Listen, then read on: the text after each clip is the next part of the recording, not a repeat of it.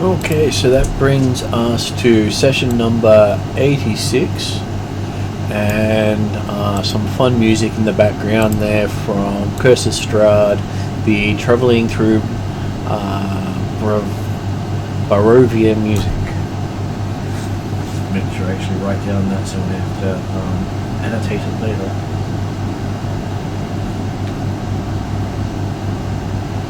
If you actually use music stuff, you actually have to write down which ones you use. Otherwise, you breach copyright infringement. One of those fun things of streaming your own stuff. Even if you're allowed to stream this stuff, you have to annotate it. So, tonight, that was the little intro into running a stream by yourself.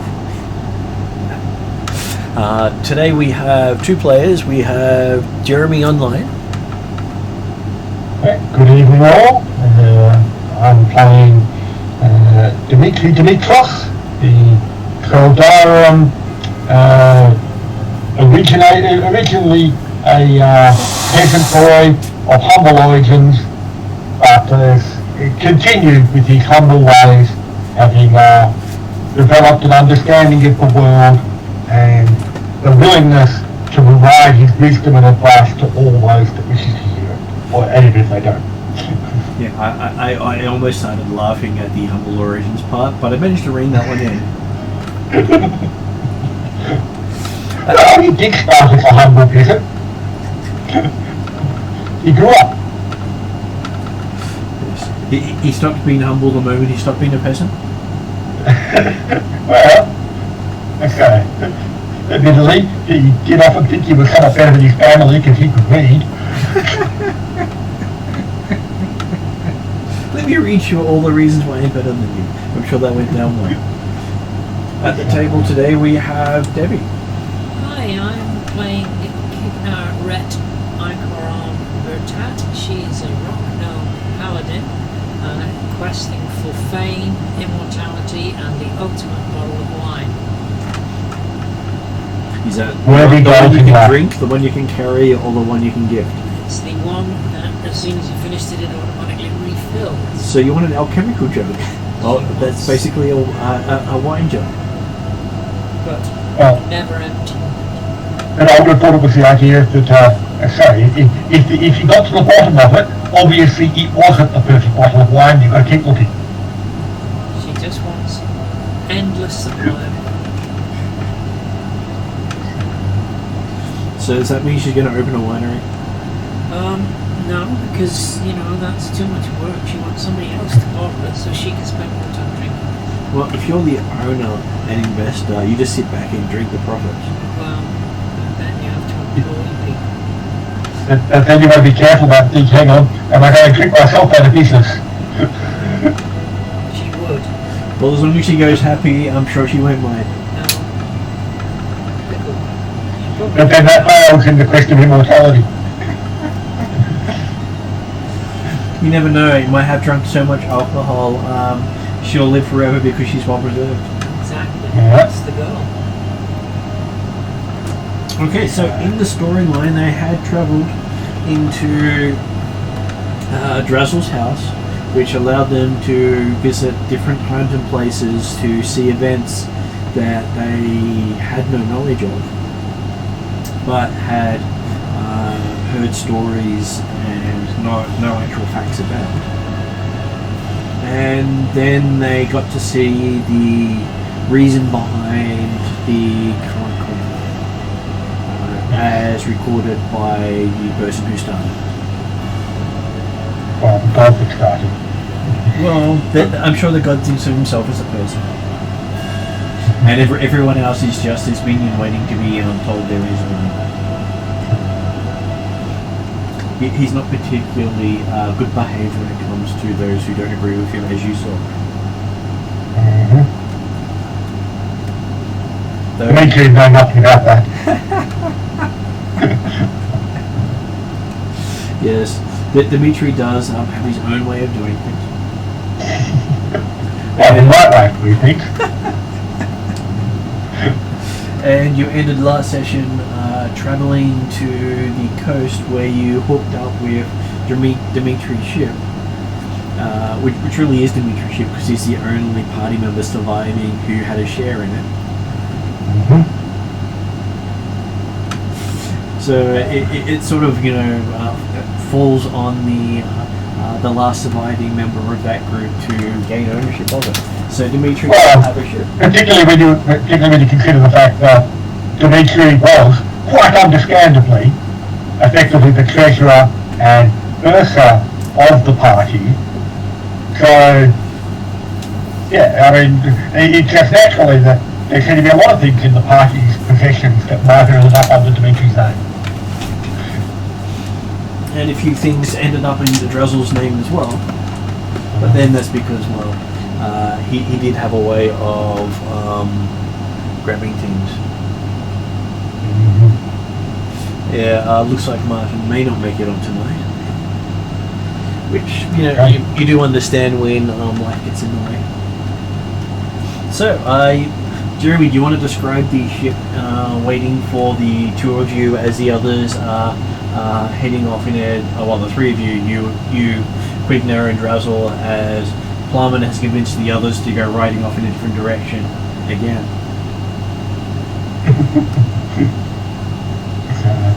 I did think that Plumman did go off in a different direction and then came back again. So that's what I said. Thought that they were all headed back to the ship again. But unfortunately, shiny.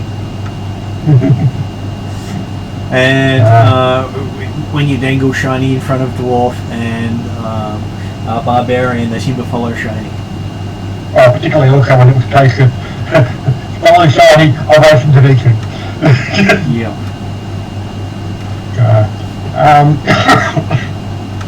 I'm sure they'll catch up at some point. They always do. Yeah.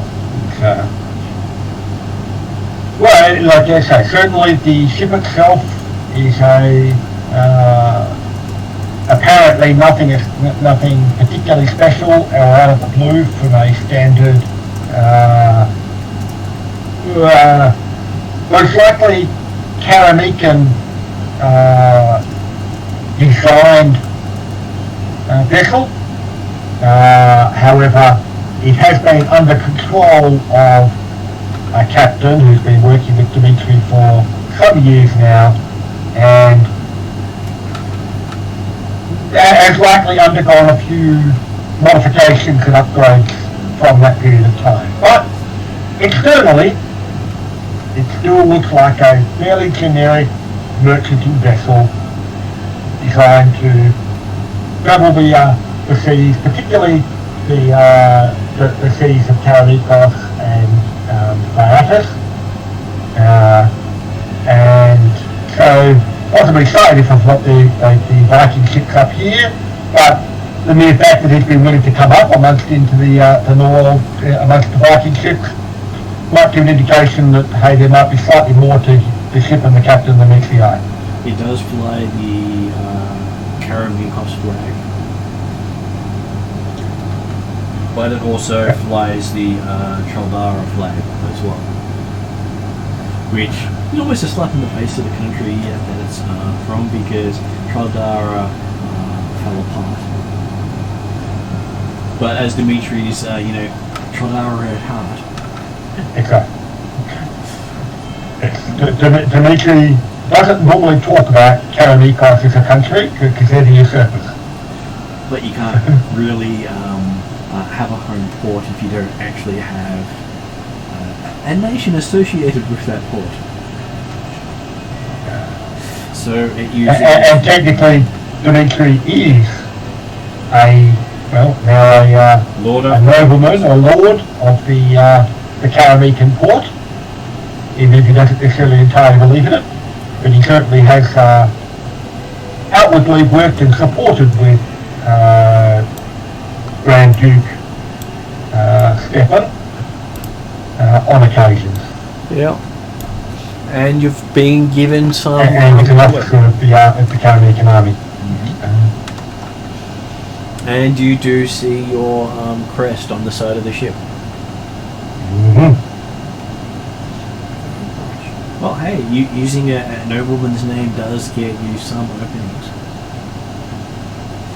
So As long as I don't know Dimitri in person. Which is why it's the crest, not the name. So yes, you do end up meeting up with your captain. Do you remember his name? I'm not certain we ever actually formalised his name at any point. I do remember having notes of his name down back when you got the ship. But to be honest, I don't know where I put those notes. They're in the middle of all being transcribed onto the website. As is some 400 odd at least to go through. It's quite a while till I get there. I think in my notes to Dimitri, I've just got the fact that yes, he's got the sending stone that is paired with the captain of the ship to be able to call upon. Partly because when we did get the ship and the captain originally with the party, Dimitri was not actually particularly involved in that discussion at all. So. But you were the one who got the sending stone, which was amusing. So he wasn't the one who was in charge of organising the ship, but he was given the only way to communicate with them.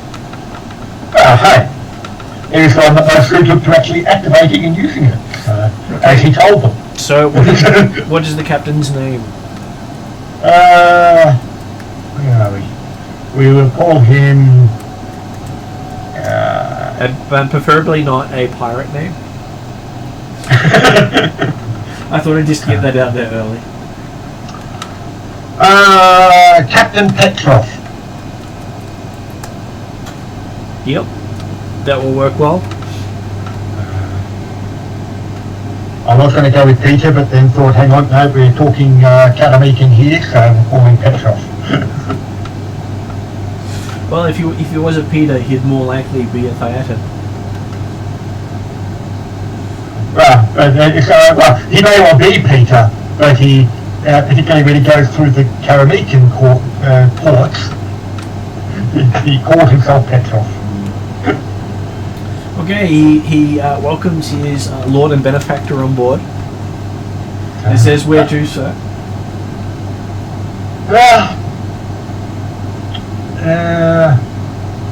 That's actually, so now actually, he's picked us up actually well north of the North Bank, hasn't he? He has, He's picked us up near where, like, close from Basil's house, hasn't he? He has.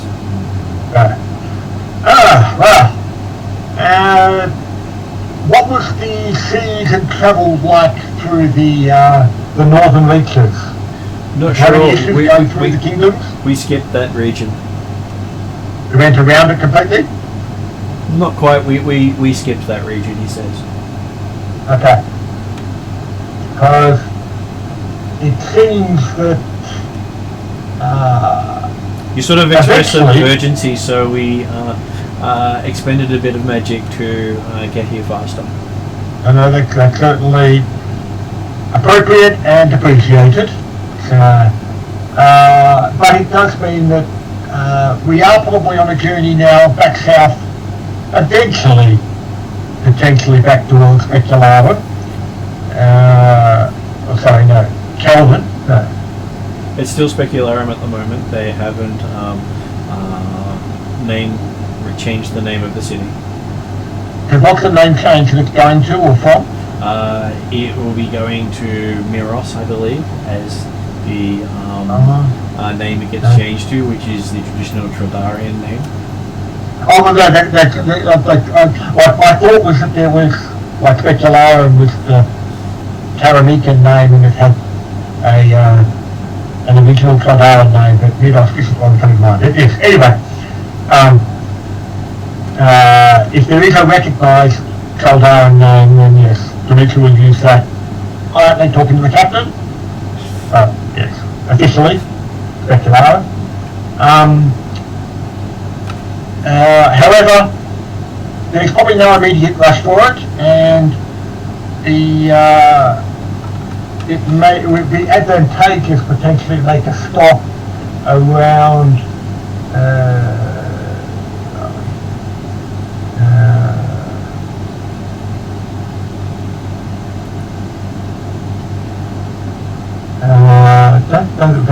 in my map I've only got Nordic in the the Kingdom of Deathland. I think we actually want to be further north of that.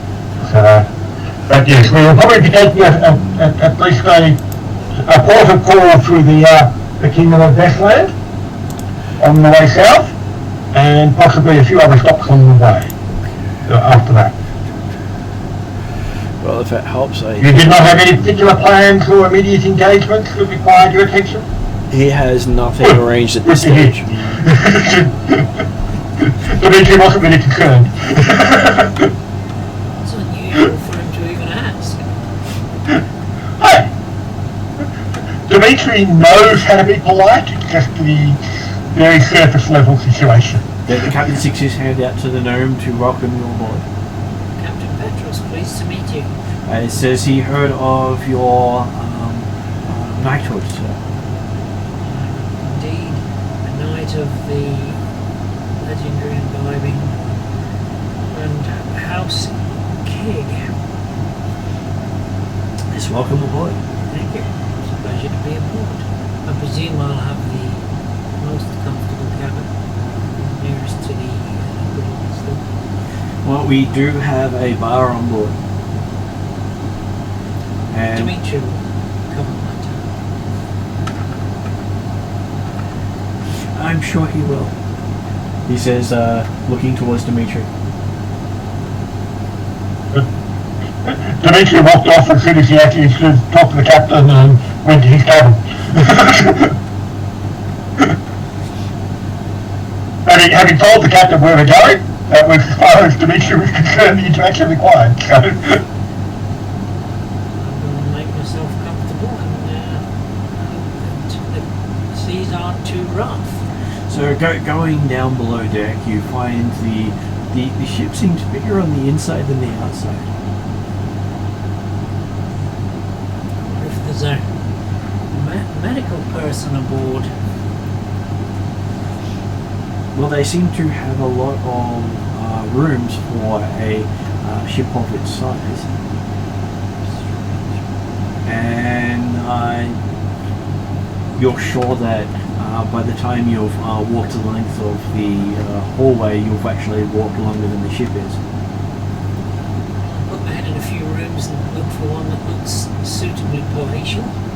Most of them are pretty well laid out, though there are some with the lower beds and room and dressers and all that sort of stuff, so small folk don't have to stretch to reach the alcohol piles. Well, I won't need one of those because I am well over 3 foot away. I'll take a suitable low room. There is one where all the bed if things do turn a bit south on the booze. well, there is one where the bed itself is at least 6 feet off the ground. No, I won't go that one. It's too far to fall if I'm back train. Yeah, that's okay. Creeper looked at that and realised, it's a pretty hard mattress on the lower bunk. Yeah, exactly. I don't take the lower one. I travelled with a person who couldn't take their drink well, and they persuaded me to the lower bunk. And You had wet dreams? I had, a very rude awakening, accompanied by the cry of "Watch under." That could happen sometimes. Indeed, I'll find a nice, suitable cabin that looks perfect for me and my desires for comfort and stow my gear. So you have a well-appointed room. You don't even feel the roll of the deck. Excellent. Well, that'll be good because I don't know how good a sailor I am. I don't sail much. Well, you've flown a little bit, but not sailed as much. I prefer flying. Champagne's generally better. But there's a slight problem with, landing. But the gnomish discussion of any landing you can walk away from is a good landing. That's right. They're right. You can just jump out. It's not the falling that hurts. It's the stopping. So yes, while you're heading out to sea, what does Dimitri get up to when he gets to his cabin? It's just having a quick look in the all about destinations wise and things like that, and found a map of the northern reaches. And my memory that, so the Dark Lady who we might be trying to chase down further information on was potentially up around Dovwell and Grevestead area, up in the Karameikos and Norland. I'll have a That quick. sounds right. I'll have a quick look to see where she is based. There's so I remember that we'd actually gone along the river, You're going through Trollheim to get into Vestland to start looking for Yeah. her. Not exactly sure where she was in relation to all that.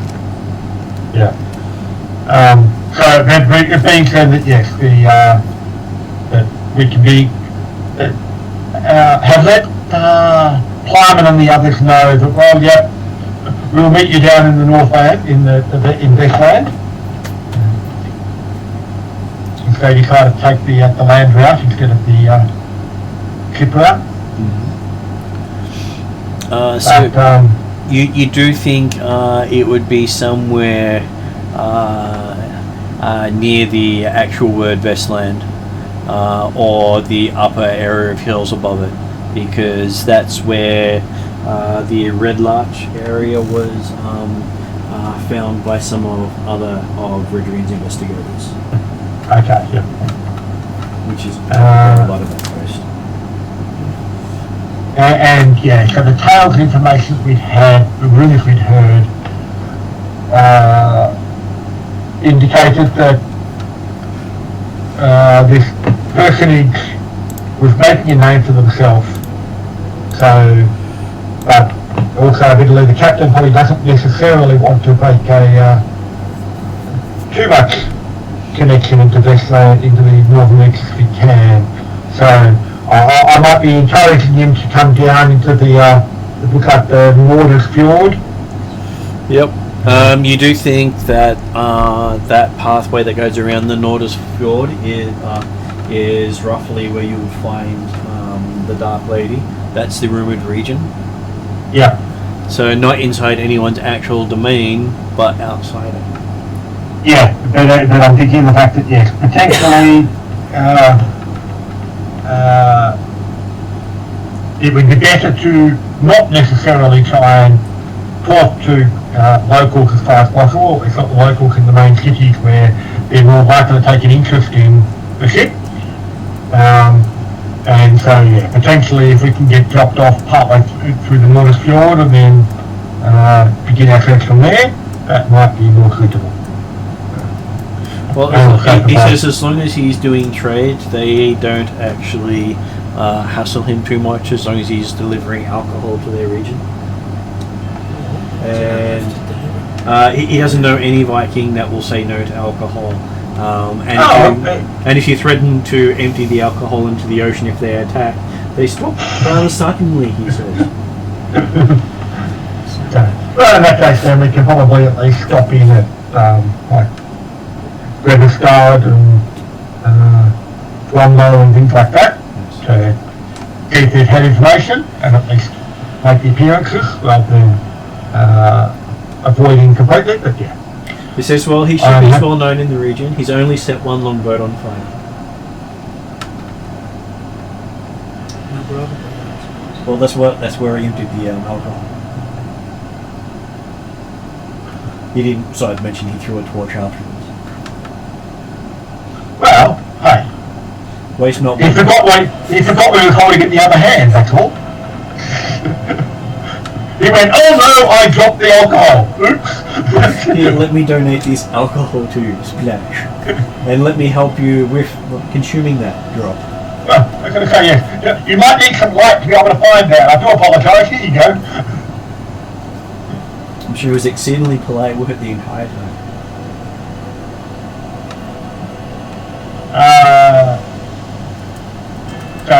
Certainly, yes. When we've got underway, Dimitri will take the opportunity to discuss with Petrov any news or information that he's had in his journeying, presumably mostly focused around the Karameikos seas. Well, but he I also know says that he goes a lot wider than that, so he says that the Thiatin Navy has tried to acquire your ship multiple times. I'm glad that they might begin to understand that the ship is not theirs by any stretch of imagination, never will be. Well, each time they haven't been asking. So he would prefer to have a little more authority than just sinking their ship next time. Yeah. Because they will get the message, but yes, we will. I will provide you with some documentation to support any claims that the ship is in already under military control. Yes, the unfortunate thing is they want it to be under their military control, and they've been trying to co-opt it for the last few years. And for their safety of the nation, they say, even though it's not our nation. That's right. And the point is that the ship is already operating in safety of the nation, without necessarily having to specify any particular nation at all. And the Karameikos diplomats have been very upset and sending apparently sending words to the Thiatins about him, and the Thiatins sending words in return, I'm sure, but no one really knows what those words are. They're just, words. Mm-hmm. You know when important people pretend to speak to each other. That's right. And obviously the actions that they follow up with either belie or reinforce those words if people don't think what the words originally were. But certainly pleasing to ensure that you have remained out of Thiatin's control, because, they may think they own the world, but they sure as hell don't. Well, they believe they do. They always believe they do. Eventually, you'll show them.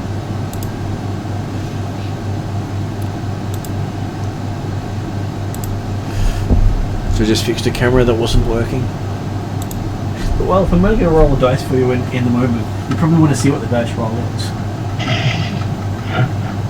If it becomes important enough to roll, if it has to have a result. Yeah, most of the cameras seem to work until they don't. They're sort of frozen with you. Schrodinger's camera.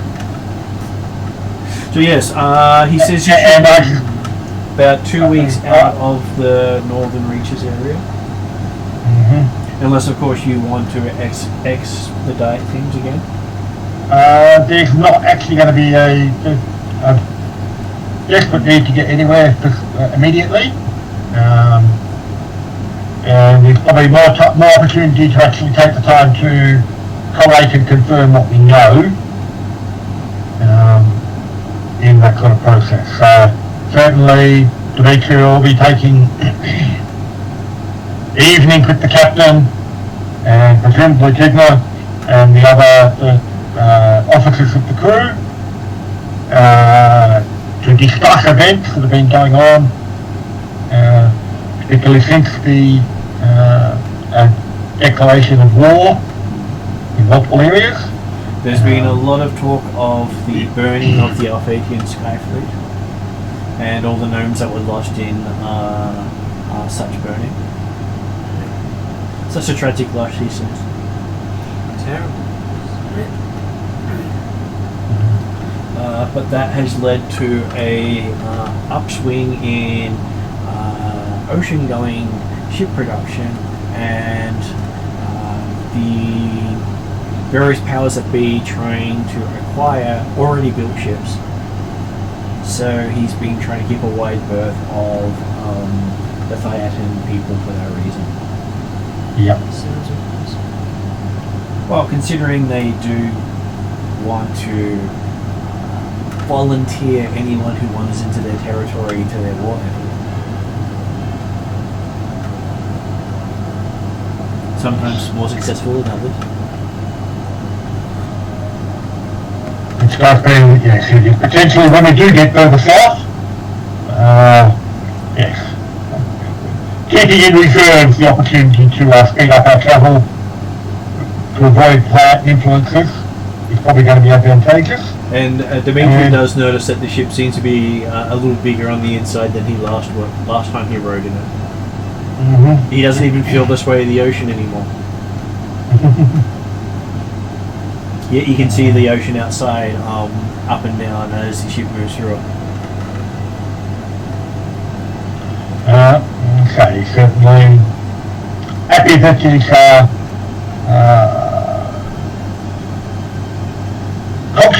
maintenance contributions have been well spent.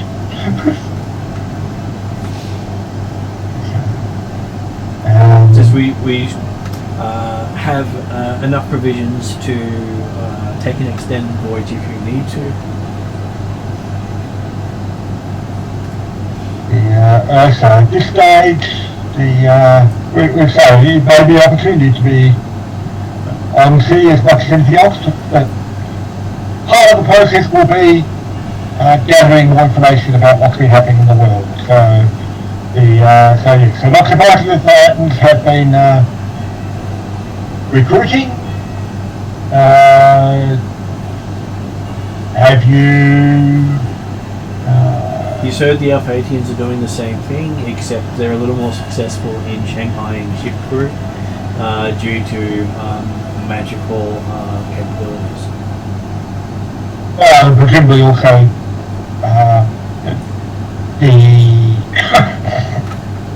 they have actually got considerably more influence over the areas where they might try and Shanghai ship from anyway.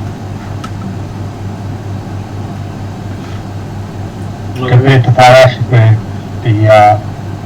yes, they've got a lot of influence around their sales area, but they've got a lot of other countries that say, no, thanks very much. We're no longer directly connected with you. Well, Thyata still stretches all the way to the continent on the southern side of the Sea of Dread. It's not a small space. Between it and the Alphathian region, if you counted the ocean that the Thyatan people supposedly control, they have the same area roughly. Yes. The aspect of there's a lot of ocean in that Dionysus that there's probably not that many ships to commandeer from until you're getting down into the plain Gulf Archipelago. Yeah. Where, certainly the last time we were there, yes, there are ships. Whether they're worth appropriating for a fight against any modern navy, maybe less advantageous. There are the land masses further south, the actual continent, and they have a couple of nations down there controlled by Thanatos as well. Mm-hmm. So it's not just that the islands in between aren't even on the radar for them for their shipbuilding efforts. Yeah. And there's been a lot of boats coming up from the jungle coast up on the southern side of the ocean. So normally you get occasional trade, but rarely has there been mass troop and military movement. Yeah. So forces that no one knew Thyatis had are arriving on mass. Well, okay, certainly considering that information, those details were out of Dimitri's sphere of influence at that time. We were certainly interested to hear more about the information and the data, but more from an academic perspective of, oh yes, well, all knowledge is interesting, but he's thinking probably about 20,000 troops have come up from the southern continent, which is more than the Karameikos army put together. That wouldn't be hard. The Karameikos army could barely match that with all its militia mobilized. They're more likely 10,000 to 15,000 fully mobilized. Yeah. And that is a sizable force to begin with. Someone moving 20,000 troops from its border nation is a very alarming thing for the captain to have to deal with. And obviously, that indicates there's a lot more shipping going on, actually, to try and move that number of troops. Our ships aren't going back. The ships No. But yeah. They've spent a few years building them to actually move large transports over the ocean. Okay. We would have thought they would have gone down the teleportation circle like the Alphatians do, but I don't think the Phaeacians are that advanced. Well, there's also the element of the you're not going to teleport people, but it's a lot harder to teleport ships. So that is true. So that's probably why they're after this ship, because it is possible to teleport a ship. Okay, it's the That's how we got past. That's how we got past the northern reaches last time. Yeah. So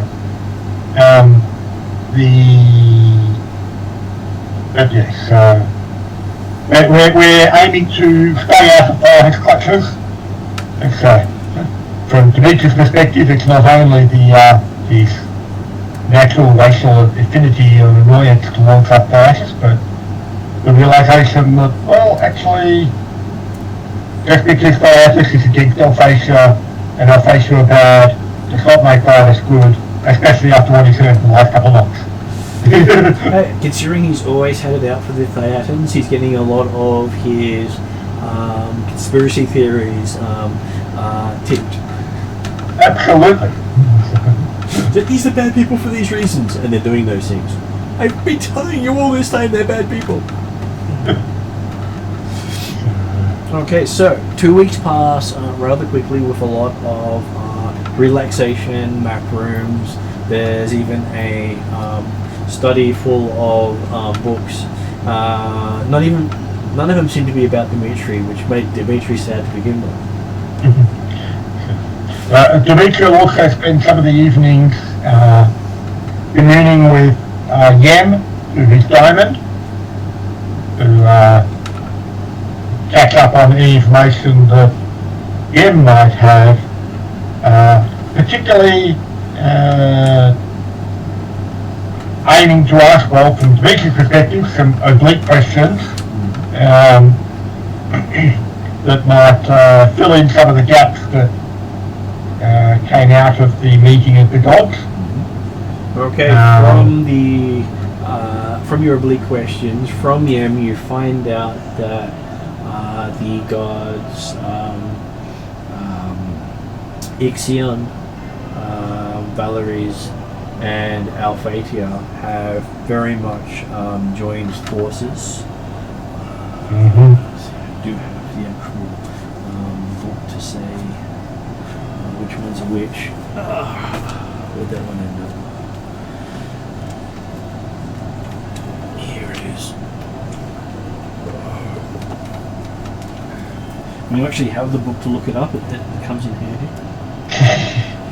So I'm going to talk about this group and not actually say who they are. That really helps. So he says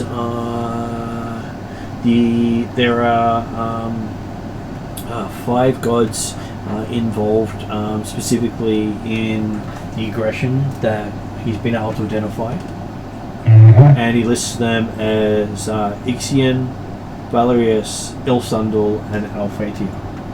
So the goddess of peace has become a warmonger.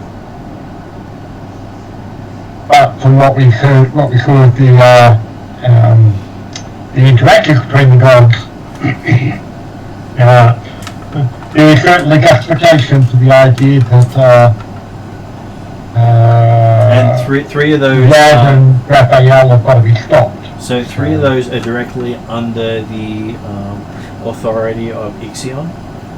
Yeah. So that means Ilsundul and Alphatia are both under Ixion's directives. So he can actually tell them what to do, and they have to do it.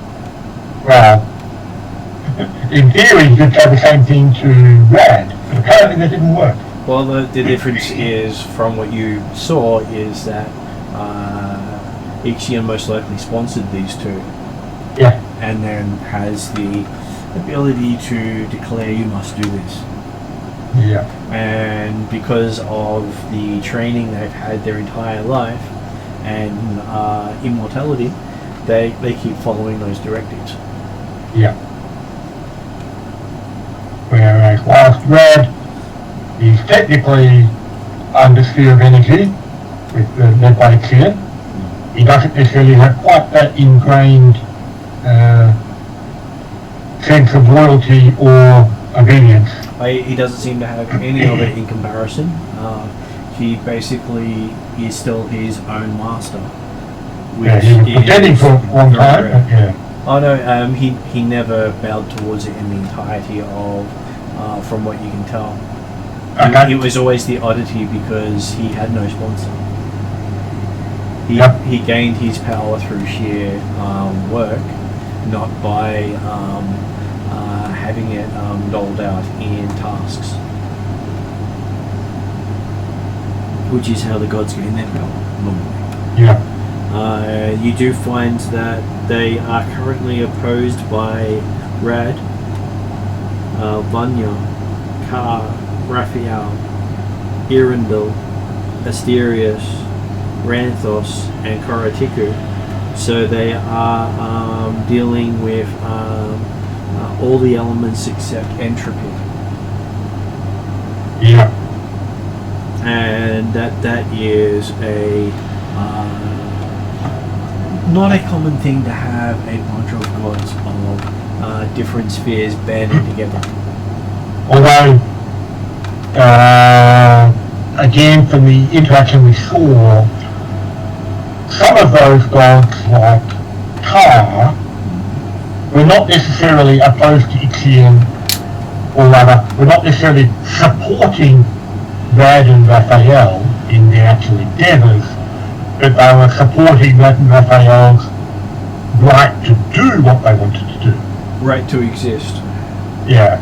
And so they were, it wasn't necessarily at that time at least, a very cohesive coalition. But it has been more than, it's... It has been going for a few years now, apparently. It's 9 years since the time of that viewing you had. Yeah. 9 years have passed. And the actions of Ixion are probably just forced Ka to become closer. Well, he basically declared his opposition to Ka in that meeting. Yeah. It was you're with me or against me, and there was no middle ground. Which you think is rather silly for a person who's supposed to seek balance to declare. Well, he seeks balance as long as everyone agrees with him. Everyone's on the right side of the balance. And so the odd one out in Ixion's group is Valerius, because she's a higher up on the sphere of matter. Instead, where the other 3 are from energy. Yeah.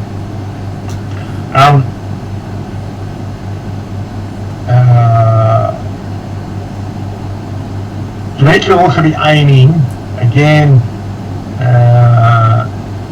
hopefully without making it very obvious, although I would be surprised if he ever sees through even Demetri's attempts at the similitude, that whilst obviously there can't be knowledge on where the source of the problem is, or the fact that it's potentially going to be based, but the idea of where it might have been over time. Like if there are other places where we might look for evidence of where it's been. You do find you do get the knowledge that a related device created the broken lands and the lands of black sand at the same time.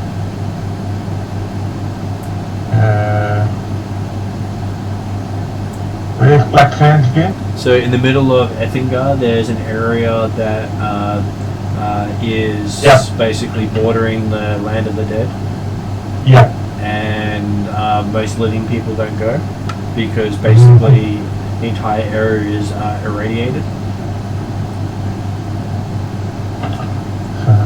It was basically a nuclear fallout land on that spot. Yeah.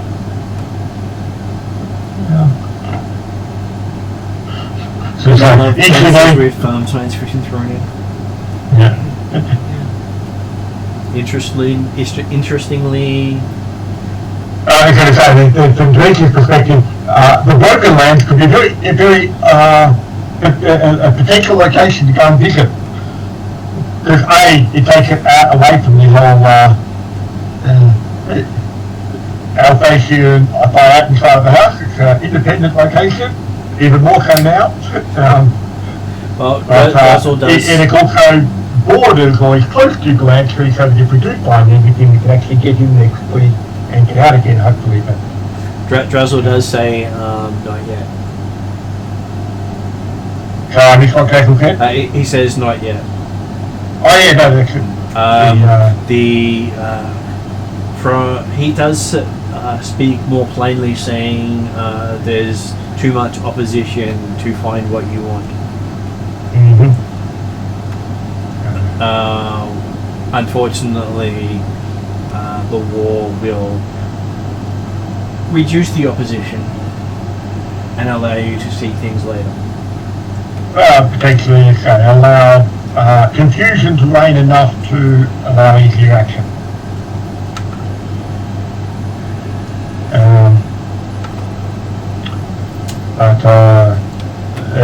She's looking at, hang on, we could fire someone from the Black Lands into the Broken Lands, having come from the Northlands. That's, yeah.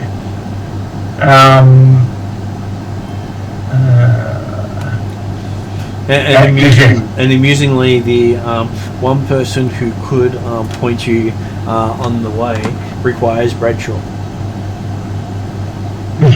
Because Dimitri never met that person. Yeah. And Dimitri's the last character from that timeline. Sorry, Bradshaw is the last character from that timeline. So Simon has taken Bradshaw off with him to do stuff, and we need Bradshaw here. Yes, but you need Bradshaw to point out the person who will lead you to the truth. Bradshaw, Palmer and Co. They're just taking the scenic route by the land. There's never been much of sea going, so we'll catch up with them, or they'll catch up with us again while we're trying to chase down the Dark Lady. Bradshaw specifically does not make vehicles. Any vehicles or just sea? Air vehicles more than sea vehicles, but he doesn't like vehicles. He doesn't like boats, but they're called sea. He's been on a few that have gone badly. Just going to quickly grab something to eat. So you're heading in to the northern reaches. Did you want to prepare anything before you get there? Well, certainly if there's again any cultural local knowledge that Petrov can provide and the crew can provide. Eventually, obviously, make it sound like they already knew all that and understood it, but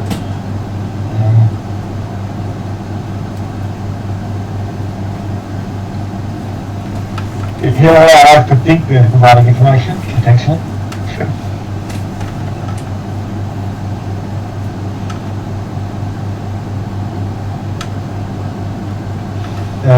He says he can get you up the Nordsen Ford. He's been up there before.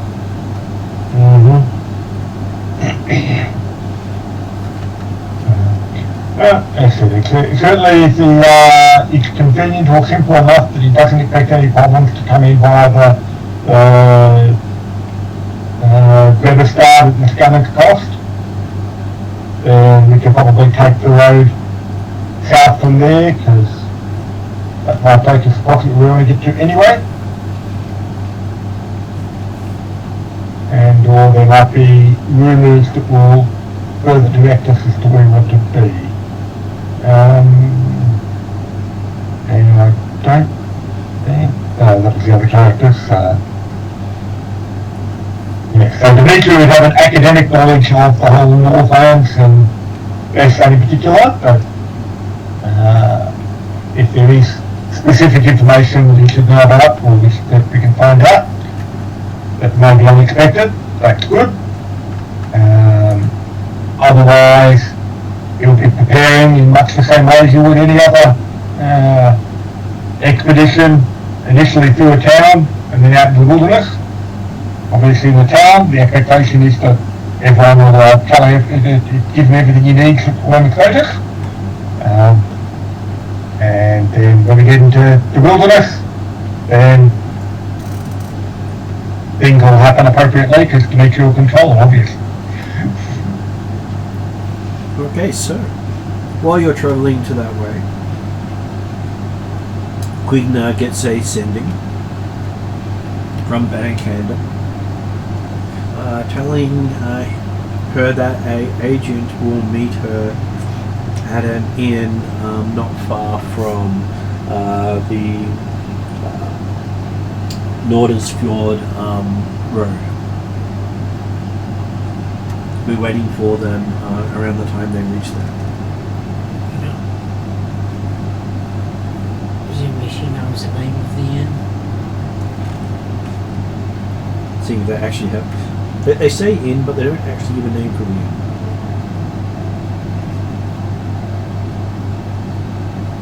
Welcome in. That's better than kick you out. Kick you out. I've been there. Okay. No indication of why.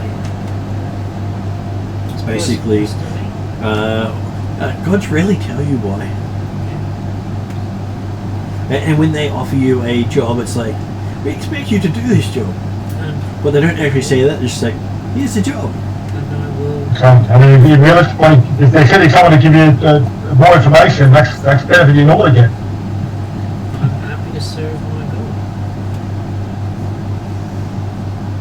And all you know is it's an inn on the road between Gebestad and Finnmark, but it's north of the Nordersfjord.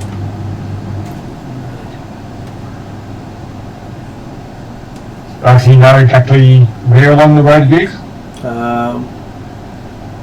It's not clear. It's basically saying it's on that road. I will have to stop Okay. in every single inn. There's no alternative. We can't risk missing them. I mean, we'll have to call into every single inn. Which I'm sure was, part of the plan. How could the god, disappoint you by actually saying you have to pass it in? Well, but also, that does then fit with the idea of pulling into port at Grebestad and following the road south. Obviously, yes, if there had been more information, then we may have been able to stop on the coastline somewhere and go straight, but presumably it is one of the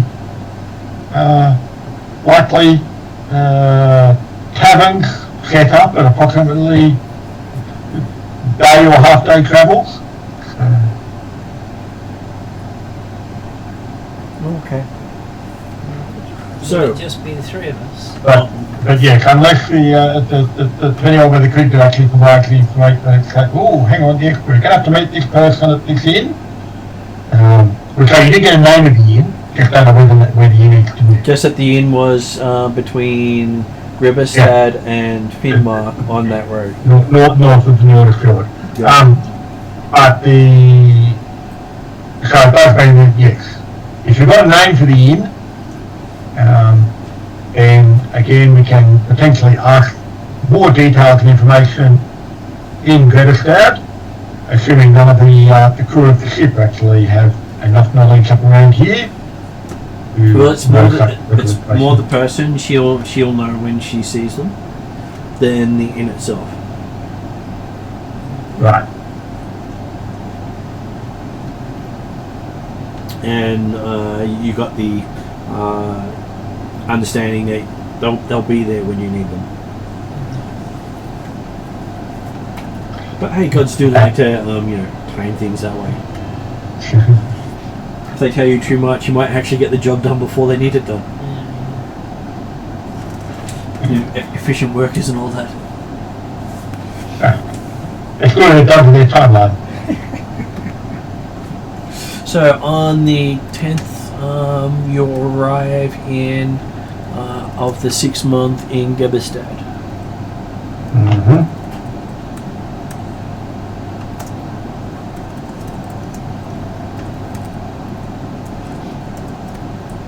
Do you head out straight away? Like I said, assuming that we're not having immediate diplomatic problems of any sort, We shouldn't be doing because we're not necessarily acting in any sort of diplomatic way. It's more a case of the ship would be a generic merchant. It looks fairly unthreatening, and it's not flying the colours of any of its hated enemies. No. So the Theatan and the Alphatian colours are hated here. Okay. And that's okay, because it's not flying the colours of anyone, really, except for, hey, we're here to trade. Well, they do have to fly the colours of their nation. Otherwise, people will assume they're pirates and just sink them. But That's what most of the agreements they have. okay. They're looking for some colours when they come in, and yes. We're happy to make it not Theatan or Alphatian or anyone Karameikos is one of the least adversarial places out there. Unless, of course, it's like your barony. Okay. Coincidentally, that means that we can fly a truth flag.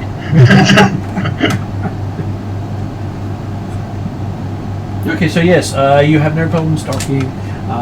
You're able to visit the local taverns. Most of them are more than happy to hear stories of travel and woe and more woe. Apparently woe is big here. I will tell as many tales of woe as it takes me to keep my goblet charged. No, you end up with a goblet that no matter how much you drink, you don't get drunk. Never do. I said the problem was that she'd drunk all the wine in 3 days and she was sober for 2 days and she was hopeless. She was in a room. It can be bad when you're so used to alcohol, nothing seems to work. It really doesn't. Dimitri is certainly happy to sit in a corner, listening to what's happening and going on, while Krishna regales and finds out regales the information, so he can find information that way, whereas Dimitri will aim to find out information on what's going on by hearing others, rather than necessarily talking to people directly if you can avoid it.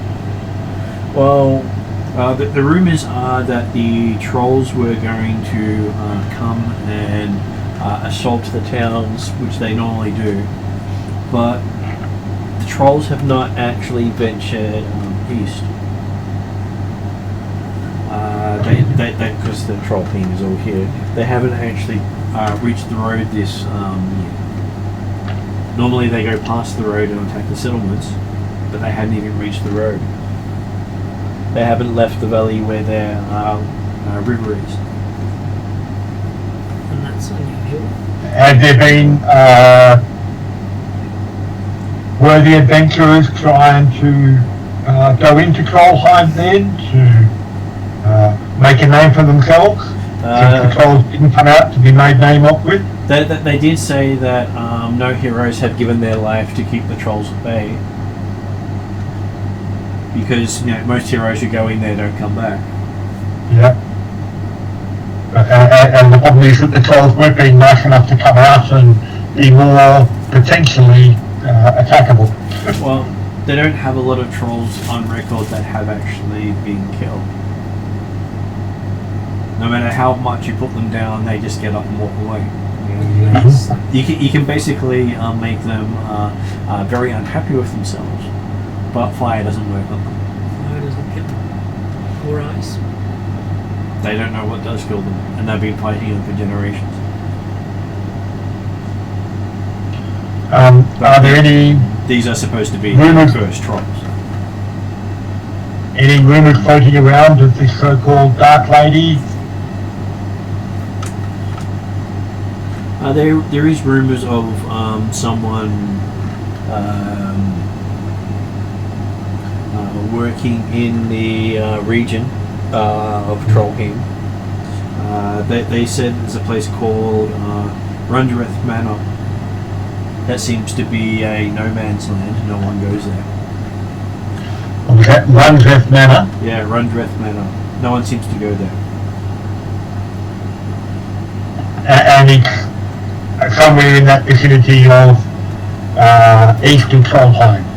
It's just outside of the Verfjord domain in no man's land on the road. Yeah. About a day out of Grubberstad.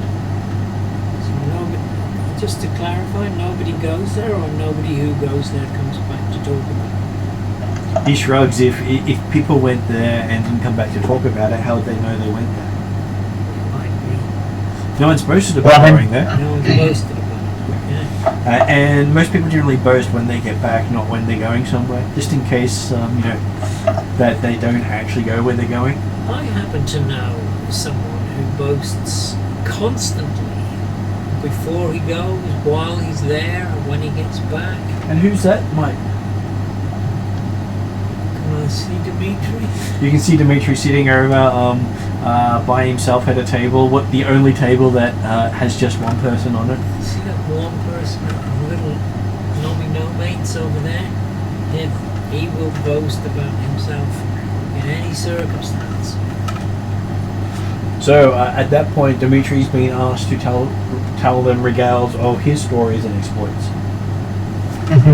So while he starts doing that, I'm just going to duck to the bathroom. Yep.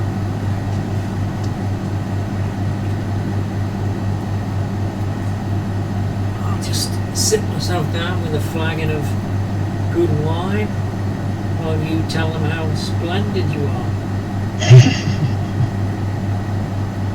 Dimitri doesn't need to tell them how splendid he is. I'll realise it as soon as he starts talking.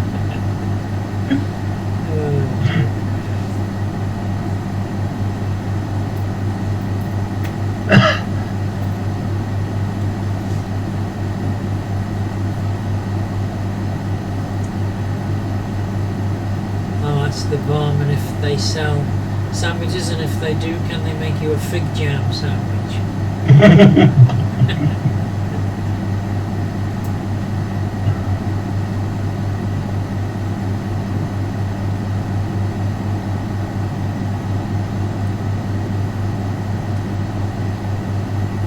No, he says Dimitri doesn't believe in fig jam. He understands that people just should know how good he is. Doesn't need to tell them.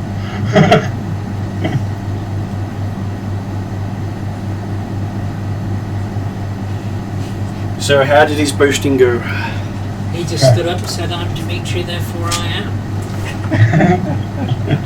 No, sir.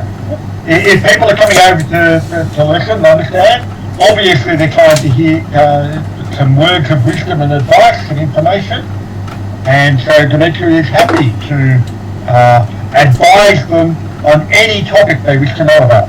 Okay, so 5 minutes into Dimitri introducing himself, a bar brawl breaks out.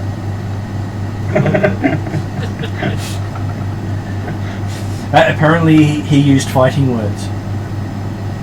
More than 2 syllables. I see. That was a mistake. Well, I do like a good drink, but I also quite enjoy a good bar brawl, so I'll leap in and try and bash a few people about. Okay, so after does Dimitri just withdraw from the bar brawl? Okay, yeah, Dimitri will be saying, well, apparently it's time to go up to my rooms. Okay, so Kriegner gets a lot of satisfaction out of pummeling the locals, who get a lot of satisfaction out of trying to pummel Kriegner. But being short does have its advantage. Absolutely, I can headbutt them in the nuts. And quite a few nuts you bet.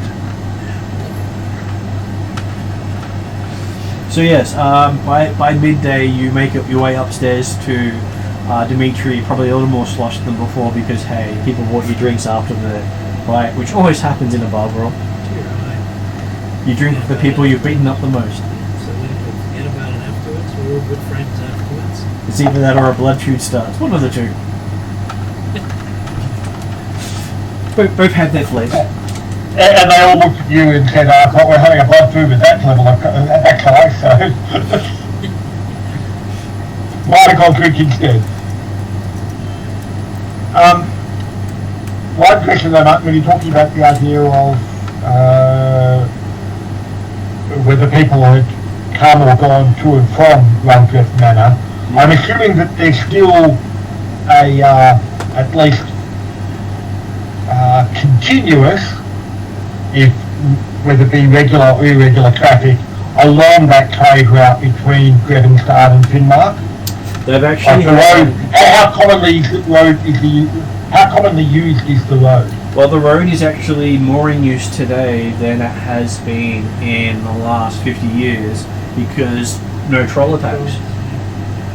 Yep. And so people are pushing things by road instead of by sea because it's actually cheaper to take it by road when the trolls aren't attacking. Yep. Otherwise it's, here's a moving feast. That makes sense. And the trolls say, they deliver. Brains.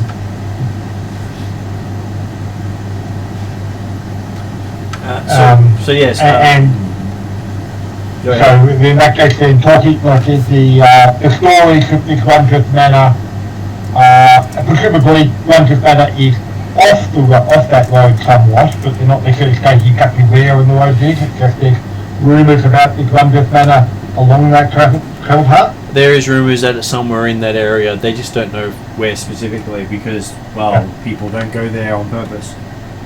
Or they avoid it on purpose. But the inn along the way would probably know more, they say. Sorry, the inn? The inn along the way would probably know more. The inn is titled the inn because no one has lived there long enough to name it.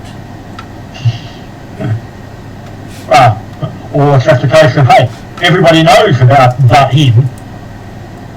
That there's a lot of inns in the Northern Reaches called inn because everyone understands what the word inn means, or the sign for it. And it's not like a Viking would ever go out of an inn.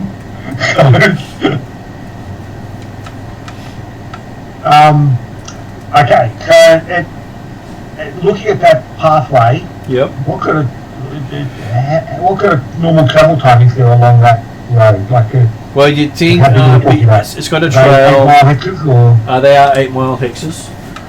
Most of the hexes you see in that style will be 8 mile.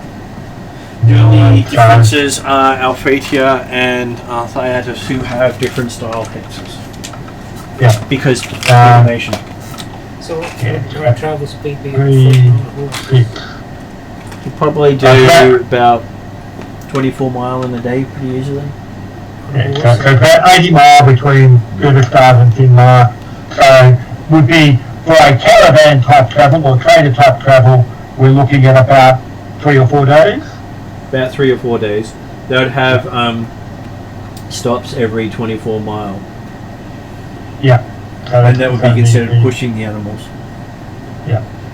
I would be expecting probably 2, maybe 3 travel stops on the way, each of which might be the inn. The first major inn is in the northern hex of Veriford. Yep, the one where it takes a bit of a kink off to the southwest. Yep, in that top arm, so that one there. Yep.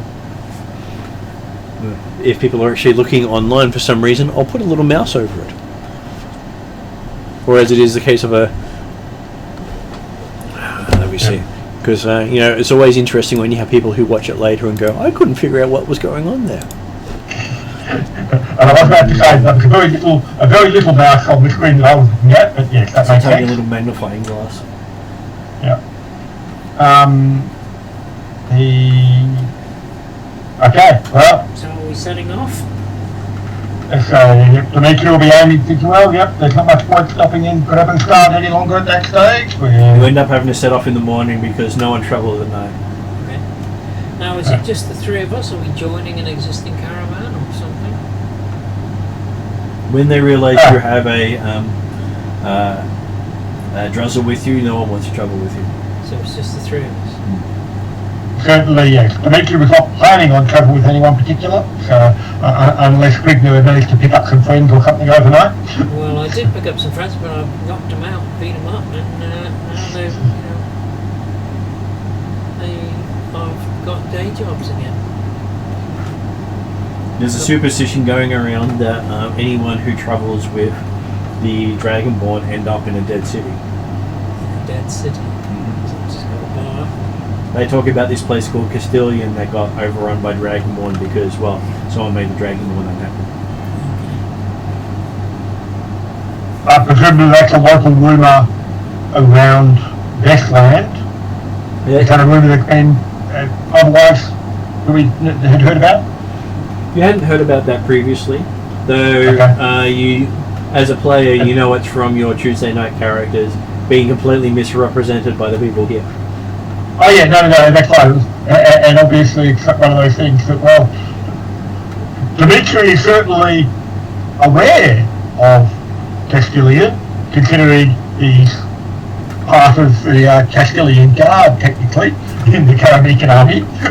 Well, there is He's received the Castilian medal. what I'm referring to here is, where is it? That one. That's not in Karameikos. Okay. Castalian, I meant Castalian. Yeah. Okay, yes. The one where you found the devastation orb. Yeah. And because of Which that, obviously, we explained why it's a rumour and like knowledge around Westland, because yeah, it's effectively stuff that's happened within the Northern Kingdoms. So, yep, and it's far enough away they don't actually know the facts. no, that's right. The story progressed over time, even though that distance. But yes. But yes, Dimitri's perfectly happy on the idea that, hey, yep, we weren't planning on travelling with anyone, because it's not like we need protection. Indeed. And there are no trolls to worry about, so that's fantastic. It's not like we need protection from the trolls anyway. The trolls are friendly, How as we found. So I'll have to buy or rent a horse, because I was doubled up with Planet on his... There is space with Druzzle and his horse. Okay, I was going to say, He's got a car. you've got I'll get on his cart, yeah, because I'm that's what I would assume. not a great horse person. That's okay, this horse doesn't smell like a horse. No, and it doesn't look like a horse. But don't look like a horse until you actually see it moving. As it leaves claw marks in the ground. Well, With its hooves. I'll just pull up my weary body onto the back of the car and crack open a Well, Oh, no, there is a it's on the door back that of you the can car. open on the back of the car. cask. Oh, it's a covered cart. It's one of those carts that has the front open like you It's got 2 wheels, a cover that you can sort of sit inside, and a cast iron door on the back. That doesn't seem to lead into the car. Right. Well, I'm not going through the cast iron door. I'll just sit up next to Drazzle with a cask, a flagon of wine, and enjoy the countryside. He hands you a wineskin. Thank you, my friend. Will you join me? He doesn't seem thirsty. He just throws. He's happy. So, it doesn't seem to me that it's important to be thirsty to drink. There are many good reasons for drinking, and one has just entered my head. If a girl can't drink while she's living, how the hell can she drink when she's dead? Drowser can make the dead drink. Doesn't can make the dead drink. Well, I'll keep that in mind when I'm dead. Because I'll be probably in need of a drink by then. They're always in need of stuff. That's why they're dead. In need of life. But always in need of drink. Dimitri will confirm with Petrov that yep, we've found a lead heading southwards, and we'll leave a message with the innkeeper here to say, hey, if you happen to see a bunch of a dwarf with a barbarian, an Earthengar barbarian, and whoever else might be around here, not to mention how about a chicken to the party. A dwarf, an elf, and a barbarian into the bar. That's right, yes. I was going to say yes. Well, yeah, Dimitri was about to say yes. A dwarf, a barbarian, and a confused elf that sometimes thinks it's a halfling. I thought we have a confused gnome who sometimes thinks she's a goblin. Used to. I've cured myself of that habit. Thanks to my therapist. But yeah, he'll basically say, yep, send them down the road and we'll catch up with them when we can. He accepts your payment for the task, and he also holds the letter for the. He thinks for a moment. The cleric of the group, most obviously, the elf. Absolutely. He's unsure that the dwarf would bother reading anything, and the barbarian probably can't. And yep, you'd be absolutely correct. Got to never say that. Not that Dimitri's concerned about what the innkeeper thought anyway, so. Okay, so.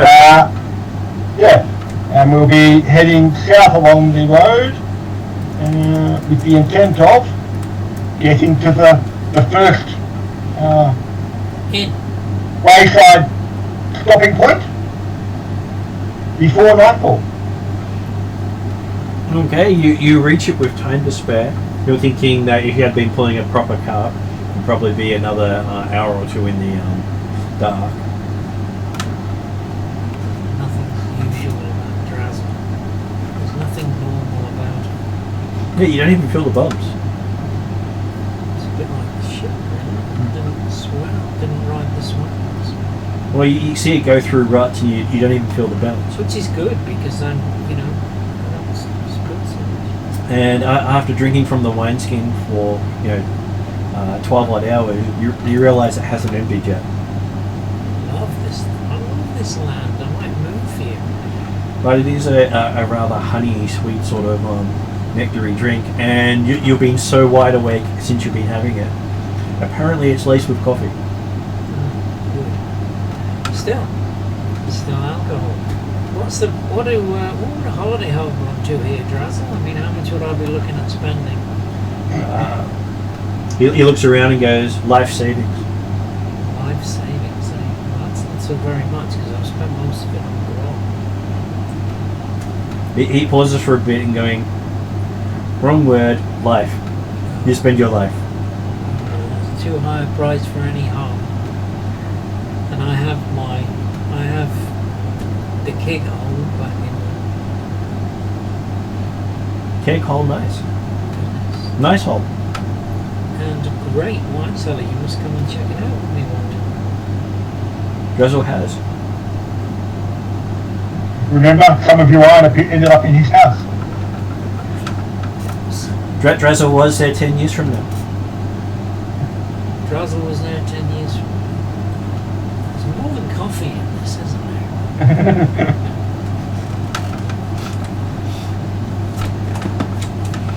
Drizzle sometimes go backwards. Yeah. Well, don't go backwards now because we're more than halfway and we need to get to the end. So we arrive at the inn. You arrive at the inn. There's a lot of people here. There's lots of light. You can see probably about 4 wagons here. They set out before you did. Will they have enough room for us to sleep? Well, most of the wagoners are used to sleeping at their wagons because, hey, if they don't, their wagons might not be there in the morning. And I'm assuming, did we actually end up passing multiple wagons on the way going in either direction? You would have, yes. Yep. Because, hey, even though you have to get off the track to allow people to pass you, or they have to do the same, it's a single horse track. Yeah. And it does mean also that,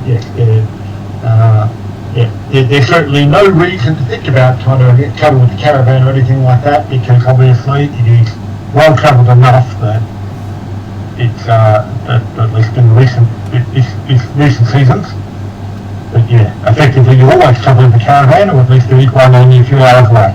And they are talking about putting a sealed road through here if the attacks hold up.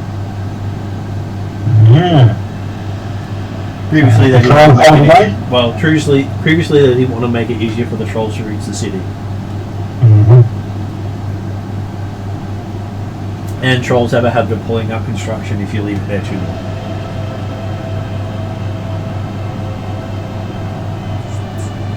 And as you get into the inn, you do recognize one of your mentors sitting at the back of the inn, Lord Quickman. She's a hard-looking woman, but you've known her to be fairly fair. Just that she's not the sort to drink. Really? Yeah. Still, I'll go out for a drink. Can I borrow a drink or something to eat? She says you're late. I'm late. You're always late. Well, that's, it's not my fault. There was a big hole and we had to fill it in. And there was most likely a tavern, an inn, or a bar. Well, yeah, the All of the above. hole was in the bar, in the tavern.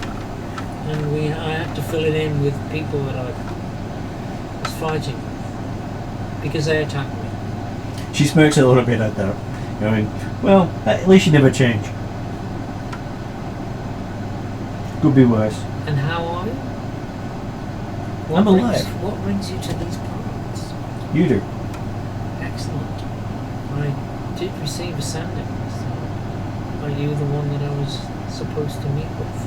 Well, I should hope so, otherwise I've come to the wrong town. Well, there have been days when I haven't been sure whether I've been in the right town. There used to be days where I didn't even know what day it was. Yes, I've had days like that. So, There's nothing worse than a reform drunk. so you have some message or some small task that needs doing? Yes, our benefactor has tasked you to seek out the Dark Lady, who is a powerful shadow dragon nearby. Okay. Well, there's 2 of us, we should be alright. He says, have you drunk so much you can't count? You've got a third companion there. Oh yeah, but you can't count. Because when the shit hits the fan, he'll probably be too busy telling everybody how wonderful he is. So I really can only count on Drizzle and me.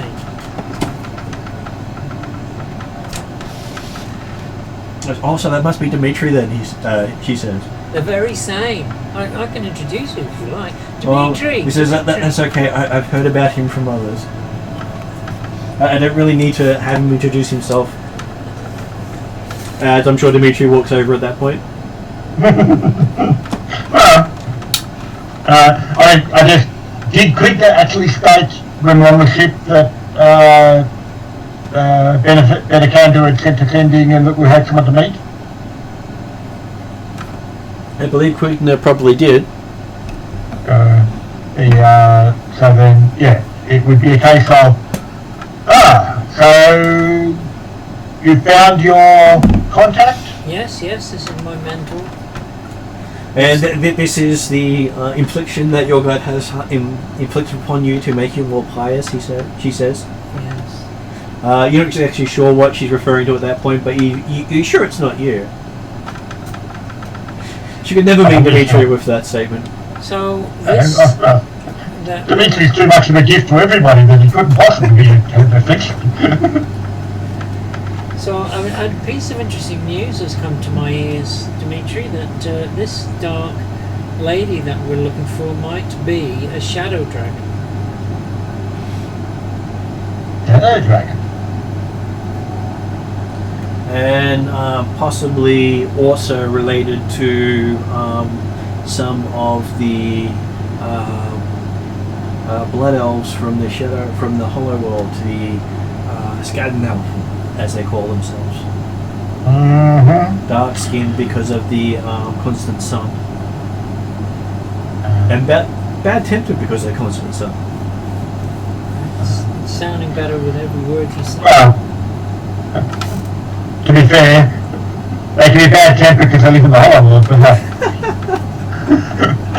it could be bad tempered because they Well, she believes that Dimitri has met them. okay, yes, we've certainly come across Captain Golden in the past.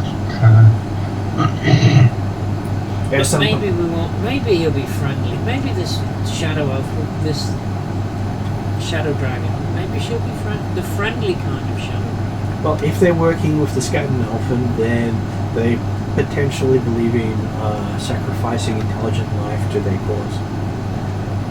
As in ritual sacrifice, not just throwing lives away needlessly. This is not sounding that appealing anymore, Sunlight. Which is why I'm sure you're sent for, because I'm sure you could set them right. Potentially, I am intelligent. I'm sure between the two of you, you could talk them into agreeing to whatever you want. Absolutely. I wonder what to drink. Speaking of drink, last she heard, it was blood. speaking of drink, blood. Mary, over here then, please. Yeah, speaking of drink, I'm increasingly in need of one as the story grows. Yes, well, the rumours outside of this area were just of the idea of the existence of this Ark Lady extending her influence in the range. Well, the trolls have refused to enter her area of control. So What was that? The trolls have refused to enter her area of control. is that why they aren't attacking? She believes so. And I the cultists of the region are flocking to her in great numbers. So the ones that escaped from Alphatia that some of the others of your various teams have discovered. You know, I'm seeing an opportunity here, Dimitri. If we could persuade her, if we could beat her, we might be able to strike a bargain with the trolls that they would no longer attack the cities up here. That would put us on side with the trolls for beating her, on side with the people here for talking the trolls out of ever attacking them again. And I could see myself never having to buy a drink in a bar in this area ever again. Well, she has heard that the giant folk have an intrinsic fear of dragonkind that's worse than most people. So that might be why they stay away. So we could get strike some deal with the giants as well. I mean, there's wealth here beyond the dreams of avarice. Okay. Well, yes, by the sound of it, it's the sort of thing that, yes, we can understand why the trolls are no longer attacking the road, but it certainly does not seem that it will actually, even if she was, if her influence was allowed to extend or continue, then that won't make the area safe by any stretch.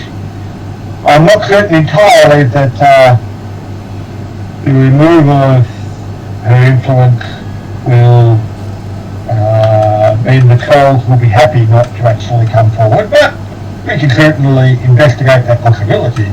Well, you aren't required to remove her as part of what you're here for. You may actually be able to negotiate to get assistance from her.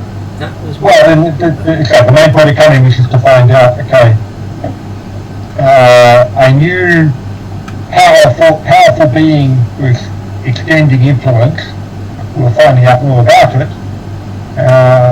and the presence of scatten elves on the surface is an interesting development. It is, and being a shadow dragon means she's not currently aligned with the warring factions of the dragon clan. So the fact that the Chroma Conclave, she says, is trying to usurp the control from the current Dragon Council.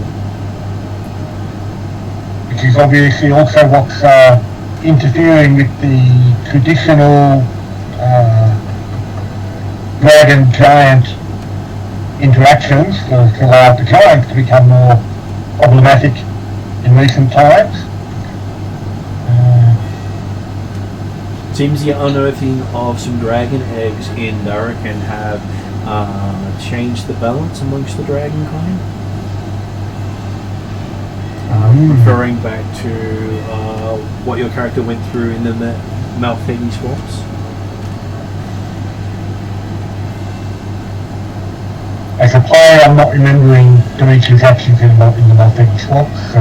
So if you remember back that you were going to an excavation in the swamps where some people had been captured and taken to, and then you fought some half-dragon blue creature. And isn't that the half? That's the Tuesday night original group, isn't it? Yes, the Tuesday night one. That's what. Yeah. That's what I'm referring to. Yeah. So Dimitri hasn't had that interaction, and obviously, yeah, because the Tuesday night did start somewhat with the whole Dragon Queen quest line initially. So there are multiple quest lines happening at the same time, and yeah, they're woven together. But hearing the fact that it relates back to a story you heard from Rheddrians and other teams, is you do know that the cause for concern amongst the dragons happened there, because apparently that hatchery dated back to the time of the previous dragon gods. So, do you know how far away this woman's home is from here? She says it's probably about half a day to the west. So up off the beaten track, so it will take you about half a day to travel about 8 miles. Okay. So we need a plan, Dimitri.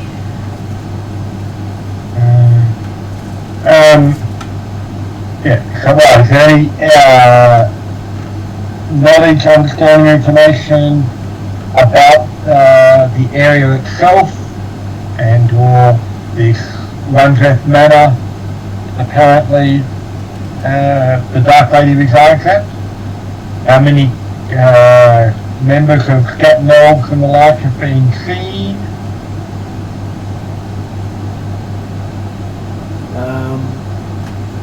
She's seen lots of, probably about 20 different groups of rogue figures enter, but not seen any leave.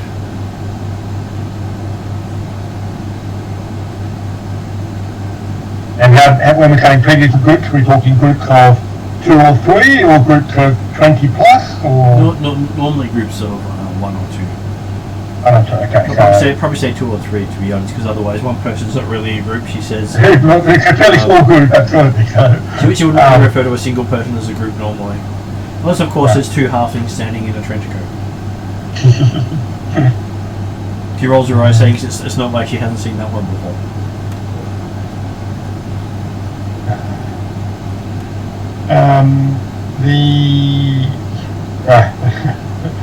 Dimitri's privately thinking, well, it's even more ridiculous when it's one halfling trying to fill a trench coat.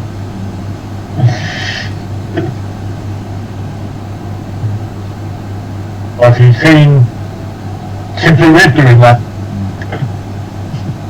Then why you think that you also remember that Simply Red was erased from the timeline, and no one remembers him except you. He was in the middle of a time travel paradox, and some characters didn't make it out. And what was the name of the character we're talking about? Simply Red? Simply Red, yes. Like Martin Simply Red. One of his names, but He had many names, just that now no one knows those names. Dimitri is one of the few people who remembers him because he was in the paradox. well, let's face it, there's a lot of things Dimitri remembers that no one else does.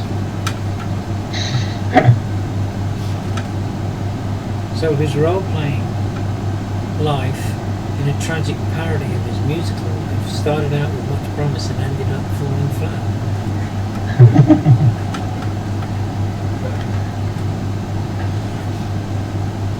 He says you should be able to find what's left of Rundrith Manor on a small, steep-sided wooden hill just east of the Long Road. There is a carriage drive that leads up to it, though it is very much in disrepair, but it is the straightest way up there. Okay. What's our plan, Dimitri? I feel that an all-out violent assault might have a suboptimal outcome. Dimitri's he's still got a lot of planning and preparation to do before we actually think about that shit. Including the idea of, so we've been hearing rumours of the influence of this dragon lady from afar, but no real specifications on what they've been doing. Is there any more concrete information about why the name of the Dark Lady has gone beyond these local hills? The locals have contributed, have given credit for the safety of the coast road to the Dark Lady. Right, yep. And ever since her presence has become known, there's been no troll attacks. Yeah, okay. So they're not I was going to need to fire some of them. What were the rumours that apparently Dark Lady had brought us in? There were rumours of her having influence, but not what the influence was. But yeah, as far as the Northmen are concerned, something that can stop the trolls in their tracks is powerful indeed. And something they're not necessarily keen to see moved on. Because That's the trolls. it is something unseen in their history. But yeah, and so obviously from the locals' perspective, whatever the Dark Lady's doing and however it's happening, and I'm assuming that there's been no rumours exactly who or what the Dark Lady is. There have been none, and she has made no requests to the locals. Yeah. And yeah, no requests for the locals there, and also apparently has not been interfering with the trade. She has been allowing passage along the road that previously couldn't occur. Alright? That is correct. Yeah. The area has become the safest it has in any timeline you've ever seen.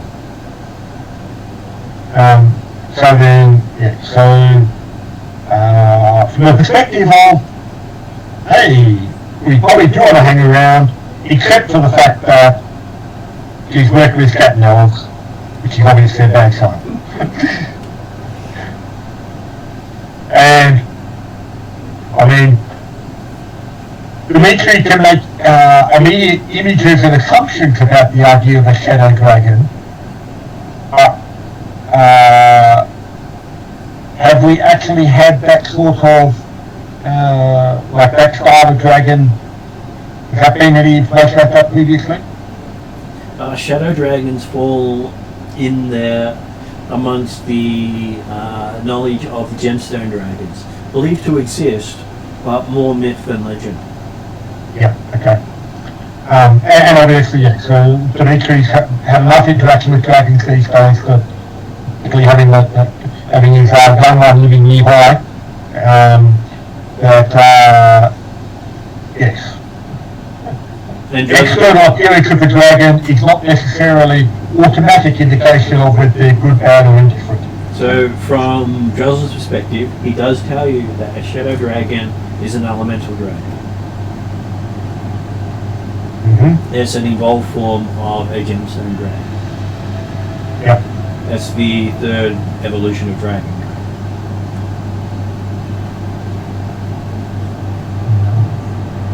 So it's more the idea that, from Dimitri's perspective, it's okay. Some people might think that red dragons are bad, gold dragons are good. Dimitri's learned there's actually a lot more to it than that when it comes to dragons. Hey, they're all individuals, and so he wasn't necessarily going to rate Shadow as good, bad, or indifferent. Although, as I say, welcome it to Scat and Albert, and considering what they were doing down the Hollow World, is a slight disconcertion, but admittedly, he also recognised the Scat and Albans apparently were somewhat working for the highest bidder at various times too. So if the highest bidder happens to be a somewhat forceful, peaceful coexistence, that's probably not a bad thing. Well, you do realise from what you're being told that means that a shadow dragon is basically elemental entropy.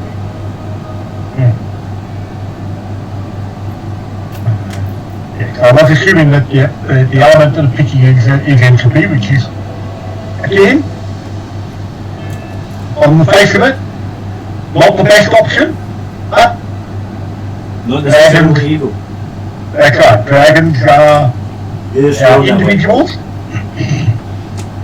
Yeah, I'm not dragonist.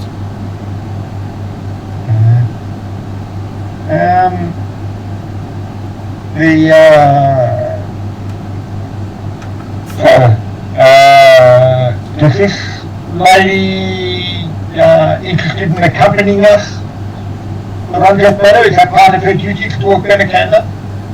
No, she's heading north to argue with the dragons. As in the Chroma Council? The Council of Dragons and try to intercede on their behalf with the Chroma Conclave if possible. Well, I'm sure you'll have fun with that one. She says she doesn't enjoy the long discussions of Dragon, but if anyone can bore her more than Dimitri, I'm sure dragons will be up there. They must be very boring. Even Ents have their limits of talking to. The tree folk. Almost as bad as elves.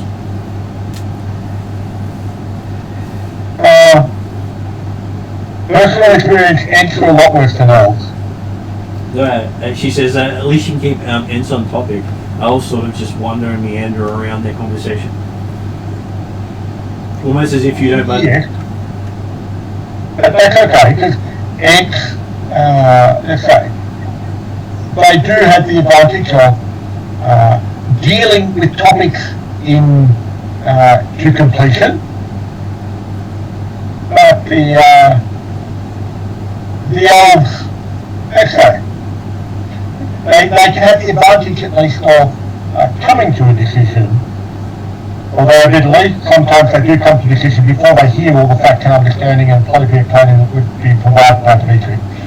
Well, he says in most cases she believes that elves come to the decision after it's no longer necessary because the decision of what they're about to do has already died of old age.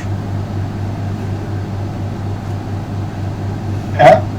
In which case, the appropriate planning occurred.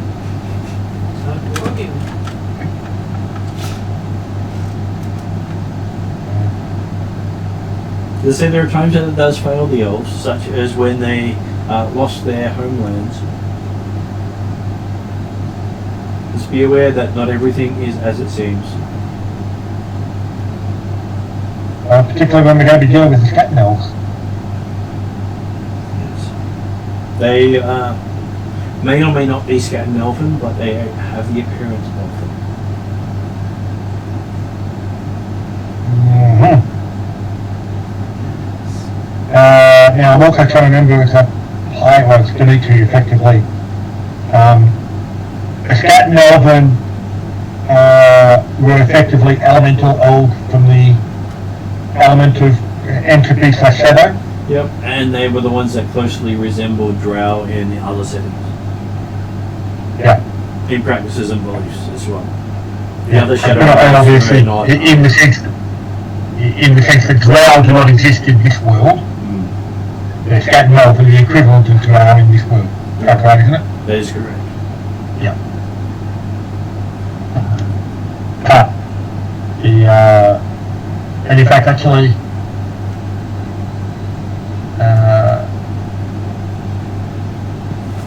so now I'm just trying to confuse it with that information in the sense that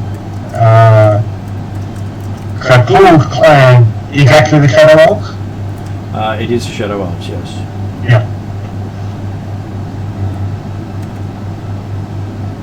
Yes, I don't know that I actually thought, in my head, the fact that we'll make the connection with the equivalent between Scatten Elven and Shadow Elves. So. Scatten Elven are what you'd say a branch from the Shadow Elves, much like the Wood Elves are a branch from the High Elves. Okay, yeah.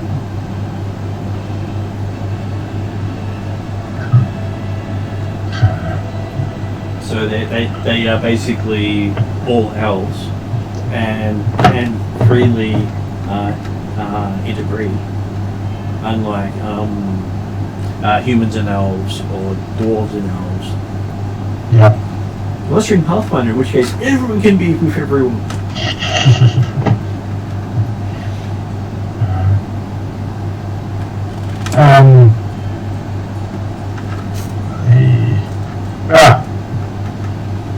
If you're going to speak to a dragon, you might want to take them some form of offering, be it knowledge, equipment, treasure. Less likely. Most likely you wouldn't be able to produce enough to even give them a buzz. Know the feeling. So if they eat you and you've implied alcohol, they might actually get a feeling from that. Yeah. Pickled lime sounds delicious. I don't think there's. I mean, if they'll accept the gift of knowledge, then Dimitri is the perfect person to give it to. She thinks you remember and goes, you probably don't want to give Dimitri to them, that might be too much knowledge.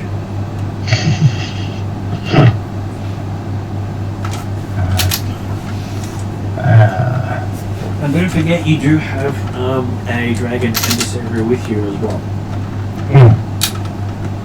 One who is apparently, again, has tried to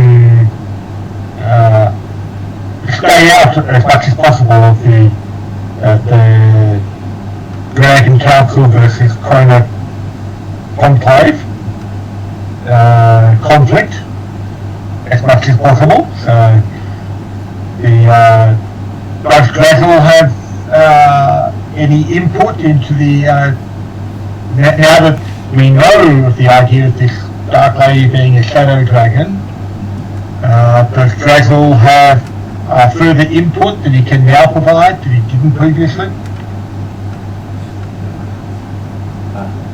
He does not recommend insulting her. She never took it well when you insulted her. So you have dealt with this particular lady before? He says yes, you've dealt with her twice.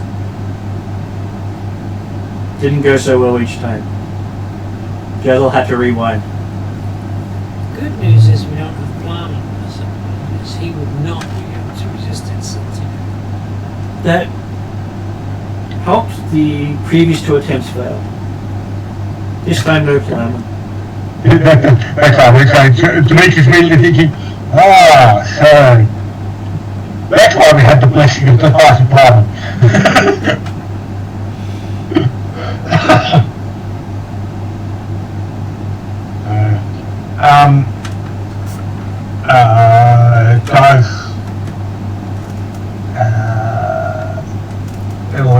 Is Jethel willing to explain what attempts of gifts or what openings have been used previously? He paused for a moment and goes, sticks his hand out and goes, charge! Yes, I expect that was at least one time. Did we try to... He holds his fingers up twice. Right.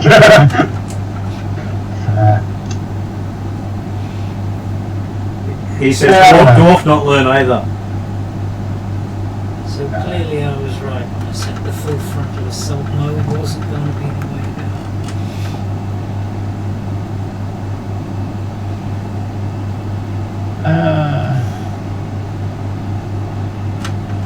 go. Yes. We shall take the opportunity then of a different approach. Jethel recommend fruit basket. Fruit basket. Unlikely to have received one before. He was in favour of anything with a touch of originality.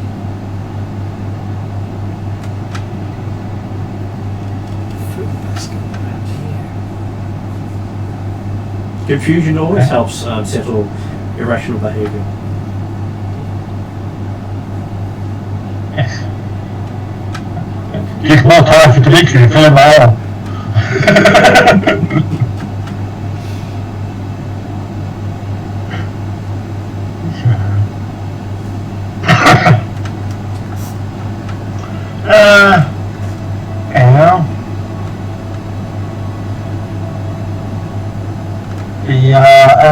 I guess, how common is fresh fruit up around this area? Well, considering you're with a bunch of merchants, quite common right now, but unlikely for a dragon to partake in fresh fruits, because most of them eat meat as a staple. Mm-hmm. It's what we do with it. It's what we do with it. And it's not like you want to remind a dragon that you're made of meat. No, quite the opposite. We want to find out what fruit she hates and tell her that's what we're made of. What, and then give her a taste of that previous to it? No. If it's avocado, and why wouldn't it be? It is vile muck. Then we'll just say we're made of avocado.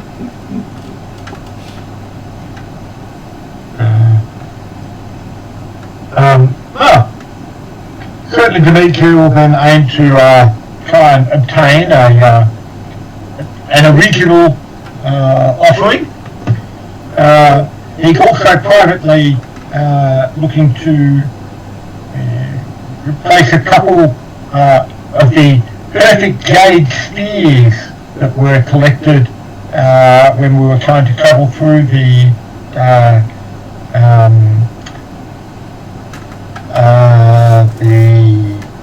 temple of Axanthiotl, or that was previously Oxyotl,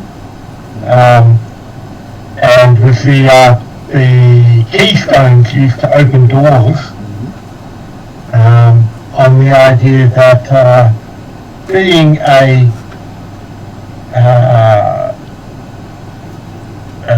what's the word I'm looking for? Like a generation iteration from the Gem Dragons, possibly jade spheres might be a nice offering. Yeah. And I'll find a very nice basket and some ribbon. Perhaps a nice card, a picture of a goat. Drazzle recommends no goat. Alright, well how about flowers? Yeah. Flowers less like meat. Alright, I'll try to find a nice card with some flowers in the front of it. Right. He reminds you want to meet dragon, not be meat of dragon. To the dark lady with love from King Drazzle and Dimitri. I'm not certain when we're planning on giving the basket in person, a card is required. Just leave the card tucked neatly into the... You have no idea to wrap it. If we had to send the basket by courier for some reason, then having the card tucked in there might be nice. It's one thing to give a gift, but presentation is half the thing with a gift. Oh, Dimitri, I mean, you'd sew up yourself. It's about nice presentation. If you're going to give a gift, put a bit of effort into the giving. I do. I offer myself. No, see, that's the wrong word. That Drazzle also smacks Dimitri in the back of the head, saying, "Bad Dimitri." No, those are the wrong words, Dimitri. Offer self, Dimitri not leave. And that's three No. times, then. I wasn't saying offer self to the dragon. You were saying the idea of presentation in any thing is important. And as soon as Dimitri is presenting something, obviously it's important. I think I'll still go with the ribbons and the basket in the car, just as a backup plan.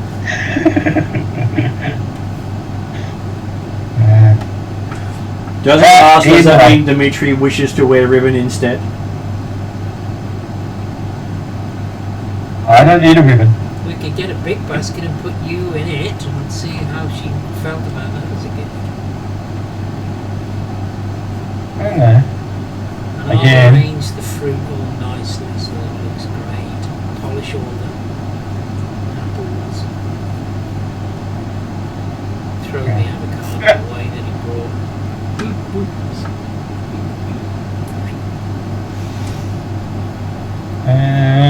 Dimitri is happy to effectively take the room for a night and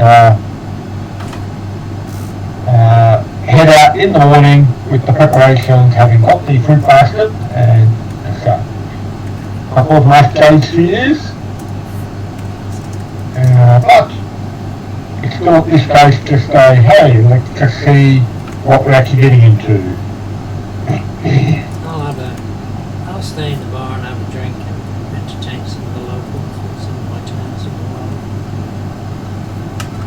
world. Okay, you're so entertaining that by the time Dimitri comes down in the morning, you're still telling your stories, having not slept overnight, but not realize that, hey, sleep's a thing. Sleep's a thing for... I'll sleep when I'm dead.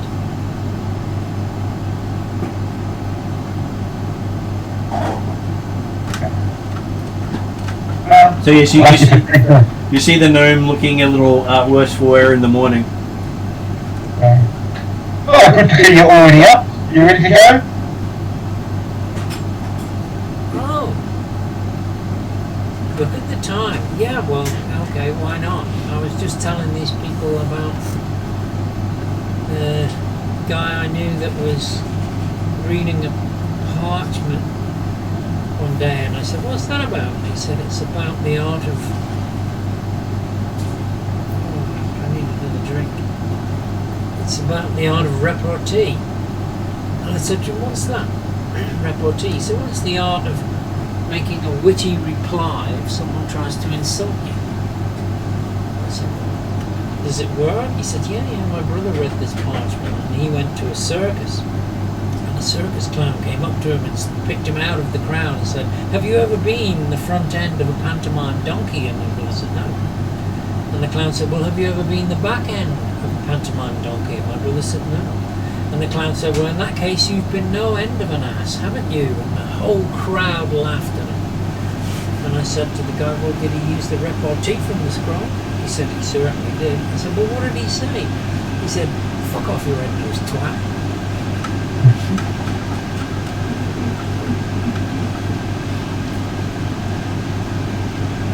So, breakfast then, and we on the way. Breakfast, bacon.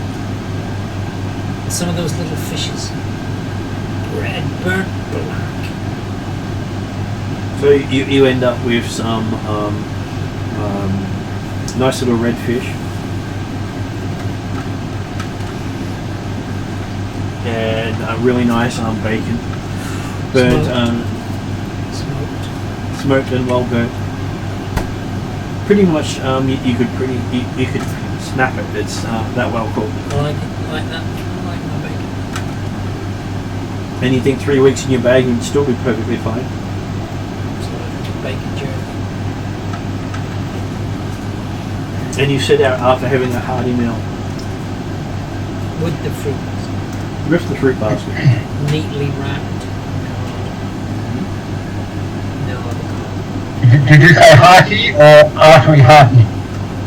Artery hardening, I believe.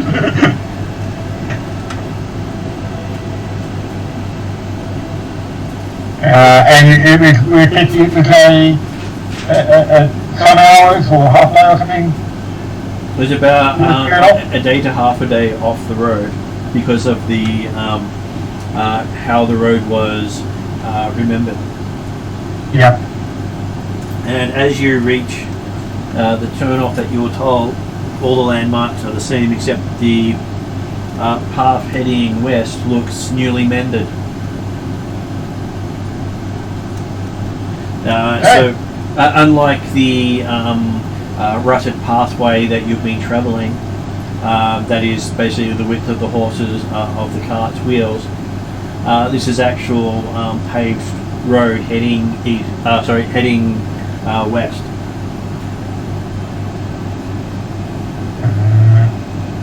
Well, we shall travel along. I'm guessing again it's only like a one horse, one cart width type way. It's about 2 carts width on this, and this is not even the road south. This is what is apparently the pathway to the ruined manor. That's right, which is obviously in better repair and actually designed to be now a wider road than the north-south trade route. So she's doing a lot of improvements to the infrastructure. Which means then that I guess Dimitri can be riding along somewhat parallel with Gretel and Krigner in their car.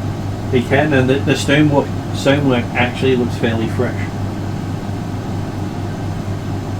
There are no plants growing up between the cracks like a established road would look like. No immediate traffic visible going in either direction. Yeah, thanks. Have you got any breakfast tea? Or just I might ordinary do. tea? Yeah, I just I've fancy got it. black tea. Yeah, that'll be fine. Yes, as you come round a corner of a hill, you see what was described as a ruined manor look like a magnificent 3-story manor with towers from the end wings rising up above the floors.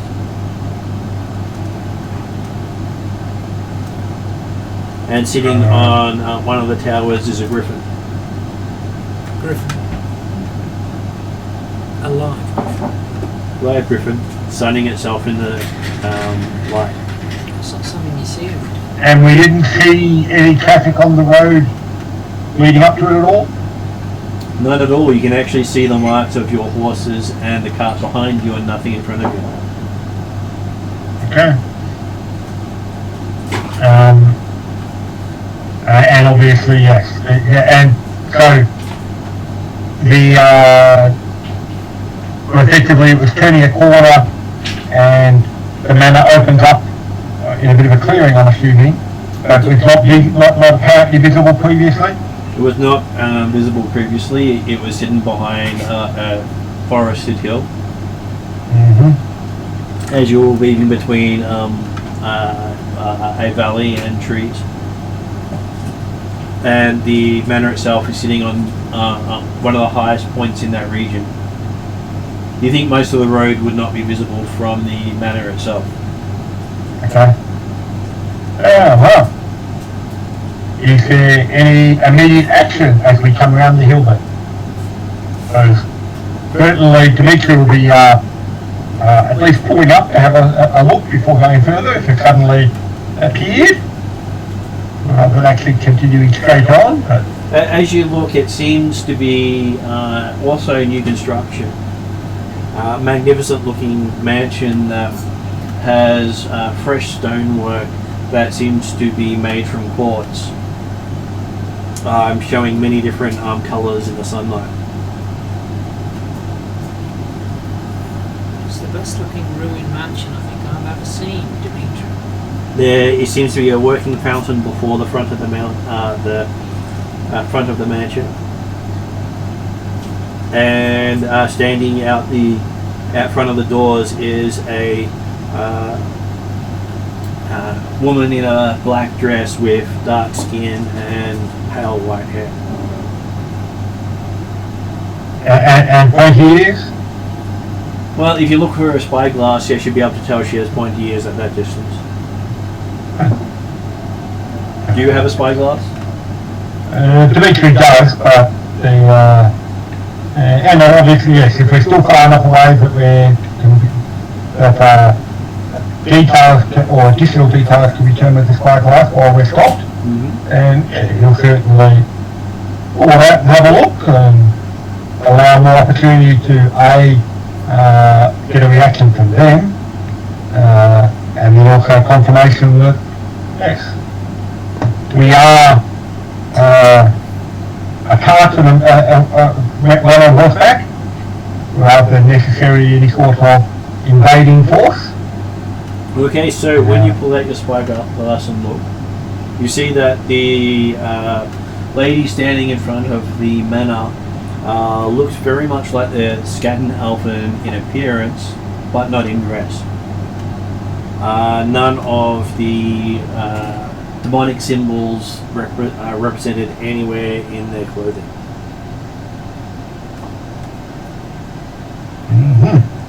Though their clothing style does not fit with any culture you've ever seen. And this lady who's just come out of the front doors, are we talking of walls and a gate around the manor at all, or? There are no walls or a gate around the manor, but she's standing out the front. She was standing at the front doors as she came around the corner, and as you're looking at her with the spyglass, she seems to gesture for you to keep coming. Okay. And the griffin is quite happily continuing to sun itself on top of one of the tower wings. It is. So I've got the basket on my back. In plain view. The car quite made particularly. Dimitri will drop the spyglass and says, well, it appears we've been invited to approach. Okay. Just keep an eye on that griffin. They're not friendly. We're not friendly? When griffins are unhappy with you, they're generally not friendly. Not pleasant to deal with. Yeah. Well, but they can be, even Dimitri recognises they can be well trained, because the Karameikos army has griffin riders in it, doesn't it? The Karameikos army does have griffin riders and some of them. Yeah. Like quite amongst their elite troops, they're griffin riders, so. And you have heard that one of the cultist groups in the Northern Reaches also uses griffins heavily. Well, let's hope this is one of the well-trained ones then. Take us closer. Drazzle? Okay. Drussel's happy to continue up. Do you have any feelings about griffins, Drattle? They taste nice. I think that should probably be the last time you say that. For now. He shrugs. Well, in some ways it could have been worse. He could have said, horse thinks they taste nice. Well, he rarely tells you what horse thinks. No, they can't.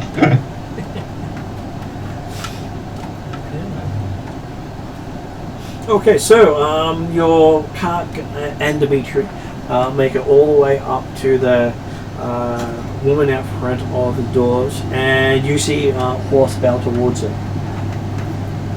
And as we're approaching, we're seeing neither evidence of people or creatures moving in and around the manor. You don't even hear birds.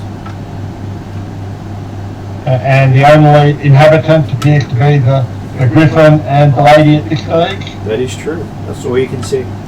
Is there any smoke coming from chimneys or? No smoke at all. You don't even see chimneys.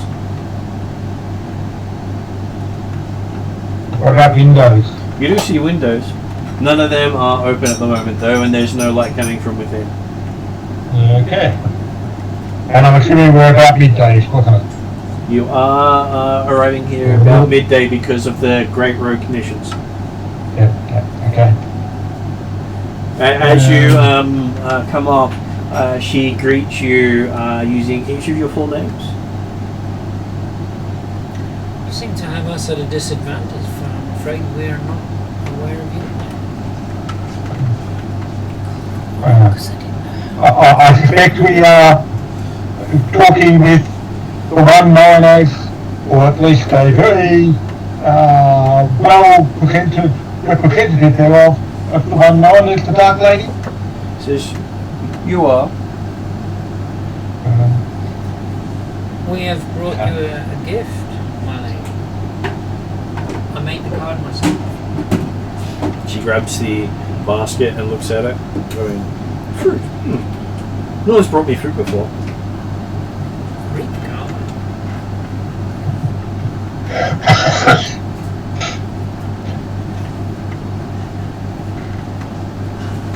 Thank you very much. This is not no sugar. Thanks. So, why are you here, she says.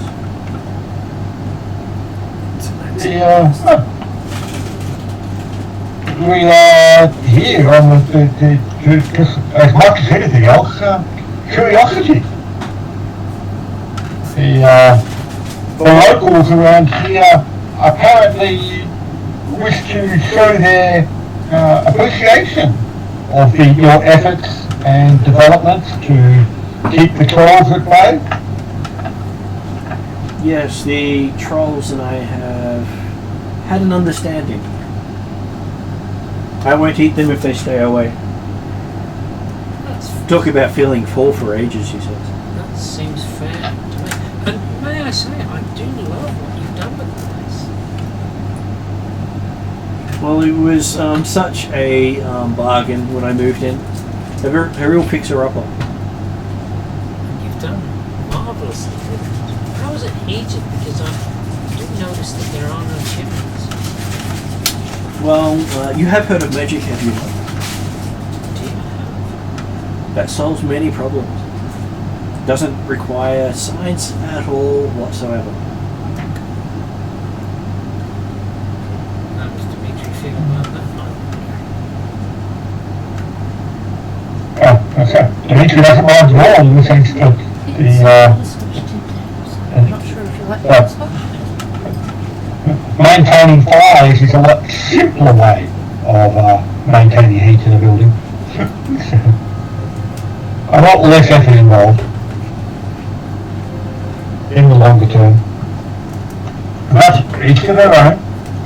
But as I say, either way, look.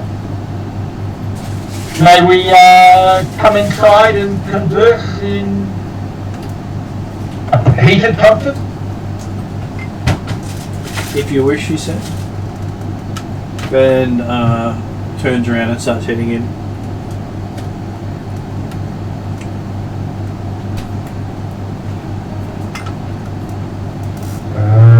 okay. Dimitri will dismount and tie his horse off to the cart, and assuming that she doesn't direct us to any stables or anything like that. She does not, but you don't think the horses are really going to wander very far, considering one of it. Did your character end up with a Drake as well? No, it was the other one. No, Dimitri did. Okay, Dimitri didn't. Captiva did. So, I've certainly got no concern about them, but it was more the idea of, okay, she turned around and went back inside after making certain that she didn't direct, oh yes, you can stable your beasts off in the west wing or whatever type stuff, or behind the west wing of the stable, so I didn't think she said that, but I want to confirm. She gave you no direction. So therefore, he'll tie it off to the cart and leave it there and follow in. I will scramble untidily down from this abnormally tall car. Wander towards the door. And you behind you hear Drazzle saying no to his horse. As you look at the horse eyeing the griffin up on top of the building. Is Drazzle going to come with us, or will he follow us out here? Well, he's telling the horse to behave as he follows you in.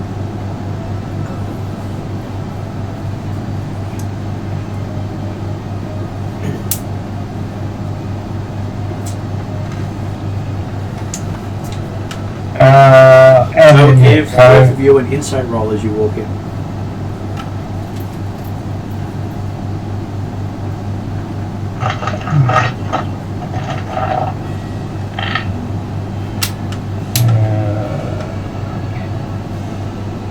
Insight 18 for Dimitri. 12 for me. Okay, Quinn is quite happy wandering in. Dimitri realizes the tiles of the manor are made out of bone. Hey. He's walked on roads of bone before, so many tiles within a single building? that can't be more than a couple generations of people. Okay, so yes, you find yourself in a great hall with you don't feel any heat, you don't feel any cold, you just feel comfortable. The chairs are all arrayed around the table. And cheese. She sits in one of them. Not the end one, just one of the chairs. It gestures to the other chairs. Climb up to one of the chairs. As you sit on it, you notice it seems to rise up a bit of its own. And then my legs are dangling in the air. I hate it. So how big is this front room or something, or whatever the equivalent, this, what do they call them? Dining area? The dining room is a great hall. Okay, so yep. So, and how big's the table? Table's about 100 feet long. Okay, so in which case then, if she's taken a seat just randomly down one side or close to one end? Or? Close to one end, but not on the end. And how wide is the table? Probably maybe about 5 feet wide. A really long, thin table. Okay, well in that case then Dimitri will take a seat on the other, effectively opposite. Whereas I've sat right at the end, at the head of the table. And you find yourself quite comfortable in the chair, even though you thought your feet were dangling. A bit of wood seems to have come up under your feet to stand on. Perfect. I like these chairs. So she says, now you're comfortable, continue. As she tries some of the fruit you gave her. How was it? Thank you for the hospitality, my lady. Do you have a name by which we should refer to you? Lady works well, she says.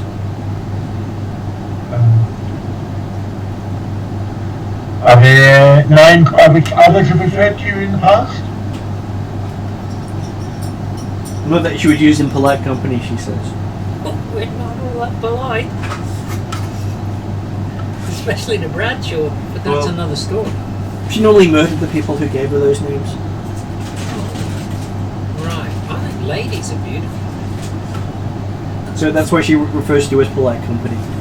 If I, had been given the opportunity when I was born, I probably would have chosen a lady. It's a beautiful name, suits you. Love what you've done. Love it. So she looks a lot like that. I love what you've done with your ears. So that's the picture of the drow there. Yep. And unlike most drow special looking characters, there are no demonic symbols anywhere on her clothing. Because the Scandinavian basically worship demons.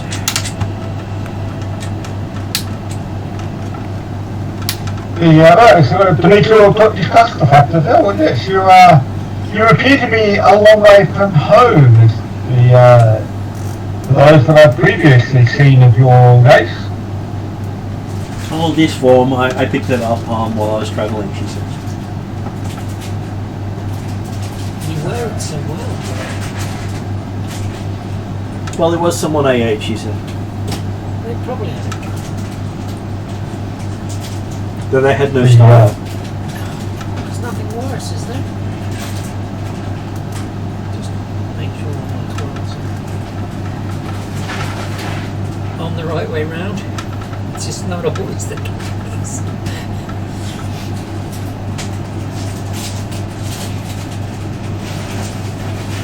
Right, well, I'm curious as to your intentions in this vicinity. As I say, we heard rumours of your actions, and they spread far and wide beyond this simple land. And our benefactors had requested us to inquire as to who would have such influence that would allow the road, the north-south road, to become troll-free. No, it suits my purposes to clear up some of the wilderness here, especially as the elemental cults have moved here as well. I'm sure you've heard of them. Here as in here or here as in this area? This region. Are they friends of yours?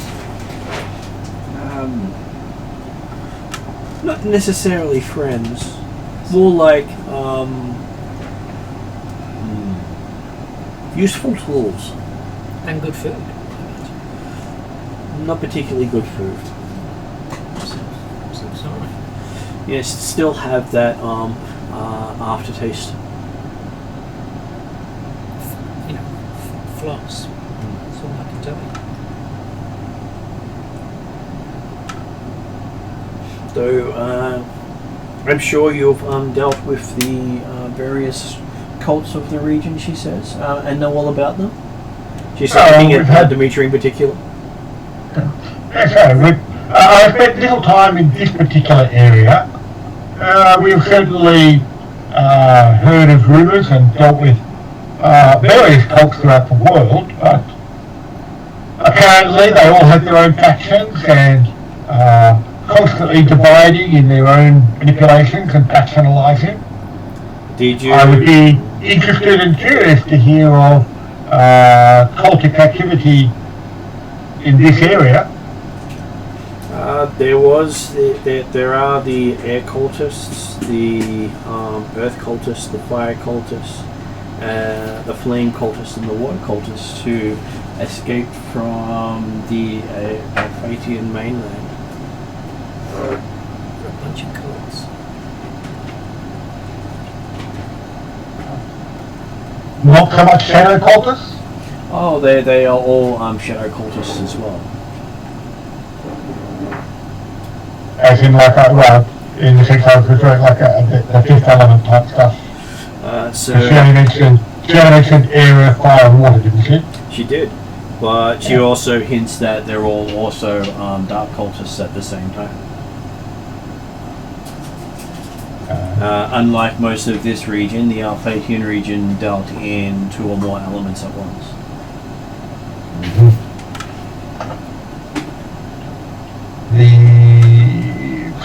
So we're dealing with refugees. They might try and claim themselves from the recent devastation of Asia, or have they arrived before then? They did not like the militaristic changes to the belief system over there, because being shadow cultists, they are generally the frontline war mages. Because those who deal in entropy and another element are considered combat casters.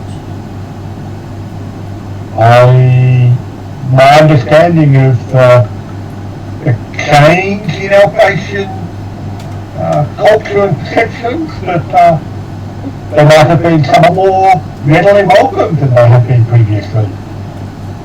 Yes, So that Alphakia was becoming much more combative. they would be living weapons, and they didn't want to become living weapons. So not so much refugees, but deserters?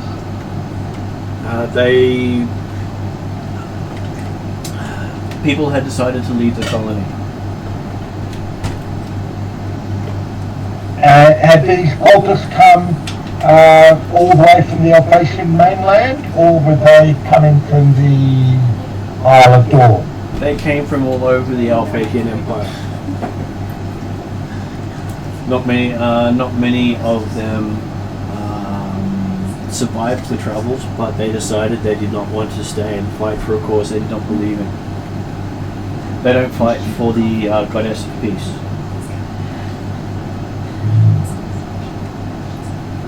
And yourself, are you also traveller from Alphakia, or been here a longer period of time? I encouraged them to leave.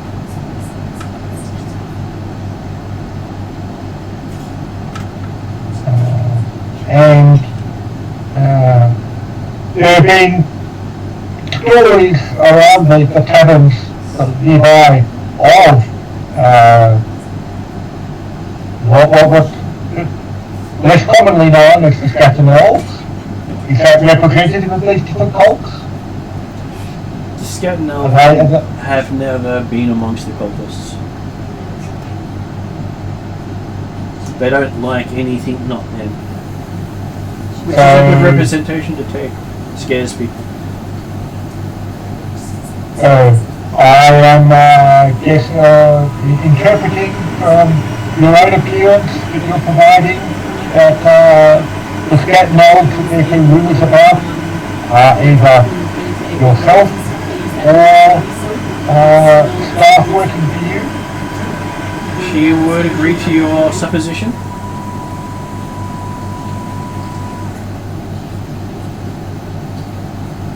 And so if you encourage the cultists to escape from Alphakia over to here, what is your concern or interest with them now? Well, they are basically building up a new power base here to take away the connections that Alphakia might use against the people here. Some power should never be released.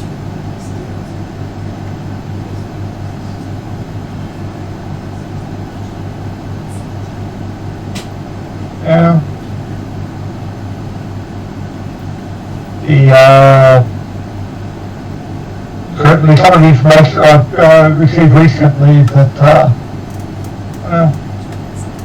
possibly the goals of the Alphakians are not necessarily inicable to the entire world,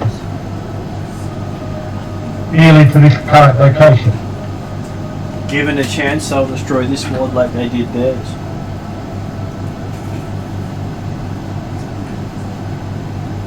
Having ripped their home world to pieces and turned it into floating rocks around their star. She does not wish to give them the same chance here that they had there. So this is certainly that's information that Dimitri didn't know about before, in the sense that implying the Alphatians had come from another planet. Most people don't know the origins of the Alphatians. Yeah. They don't really talk about it. No, that's fine. It's class confirming that, yeah. So it's not something Dimitri has heard rumours or knowledge about previously? And he says now that they have declared war on the people whom they warred with in their homeworld, the air elementalists versus the fire elementalists. Because the fire Genasi settled in Galantry long ago, and Alphatia was formed by the air Genasi. And they have an ancient feud. And now that they've reignited that feud, there's a good chance they may rip the world asunder again in their wars. Honestly, so much feuding. What are we going to do about these feuds? Well, she has heard of mass extinction. We need feud controls. Well, she stopped the giants from interfering here. You're a powerful force for good, my lady. Well, She shrugs. As good as it gets.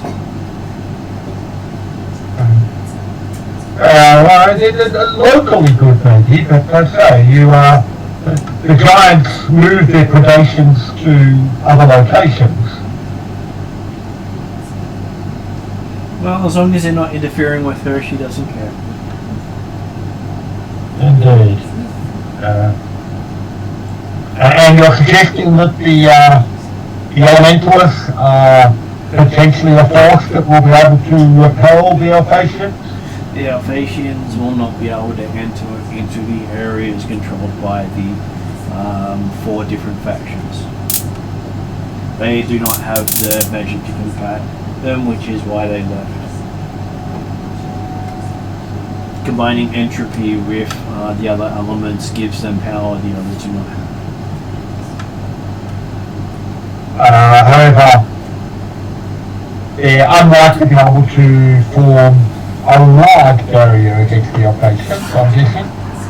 How many, do you have any ideas of these numbers of refugees? Enough to keep this region known as the Vestland free from Alphatian interference. They won't come back. And how long ago did you say that they escaped? About 6 to 8 years ago, she says. Just for clarification, earlier you said the Alphatians wanted to wipe out physically. Because they're being told to. And she does say that the elemental princes have backed the 4 cults here. So the power base that the Alphatians get their mojo from is not on their side.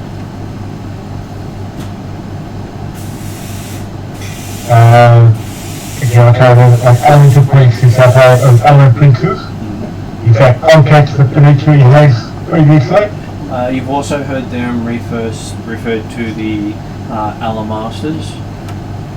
So the Alamaster of air, earth, fire and water. But we're talking effectively, we're talking local people personnel in Mystara / Lull. You're talking about the Immortal personnel. These ones preside over the 5 different planes. And there's one known as the Queen of Darkness who presides over the entropy plane.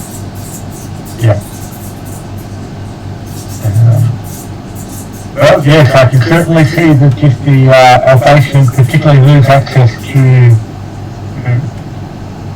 elemental Lord Air, that would put them at a distinct disadvantage. If they come and attack here, they will have breached their racial agreement.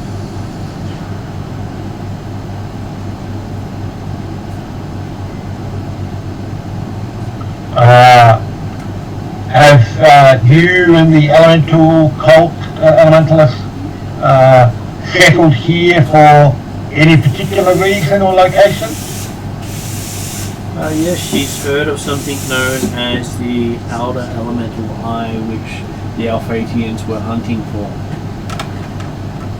Apparently it is part of the bridge they used to get to this world. And with it they could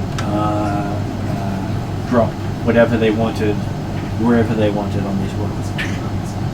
So she's denying them access. That would certainly seem a powerful artifact and a worthy goal to avoid Alphatians having access to. Do you protect it directly or merely believe it's located in this area and so therefore stopping Alphatian access to the entire area? It is located in this area. She creates an illusion and you see what appears to be a pyramid shaped symbol that combines the what appears to be 4 elements together. And you think the symbol combining the 4 elements together is an entropy symbol.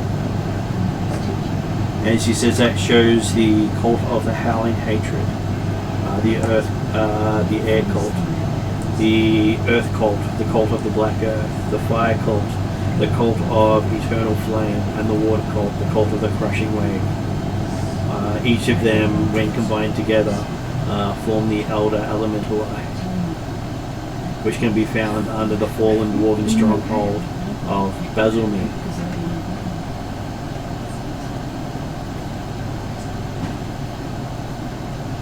And the elementalists are potentially protecting the Elder Eye at this stage, or searching for it, or... She shrugs. They're probably trying to access it themselves for their own nefarious means. She doesn't trust the cults, but she didn't want them in the hands of the Alphatians. And she wasn't allowed to interfere directly with their nation. It would seem then that the...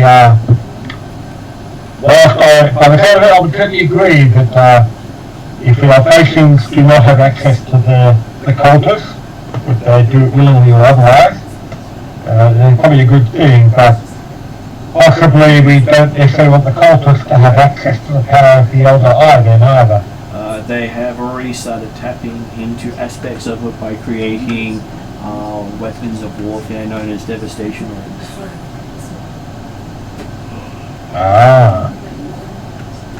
Which are pure elemental energy taken from each of the planes and then set with a timer to go off randomly. Yes, we have had some experience with those devices.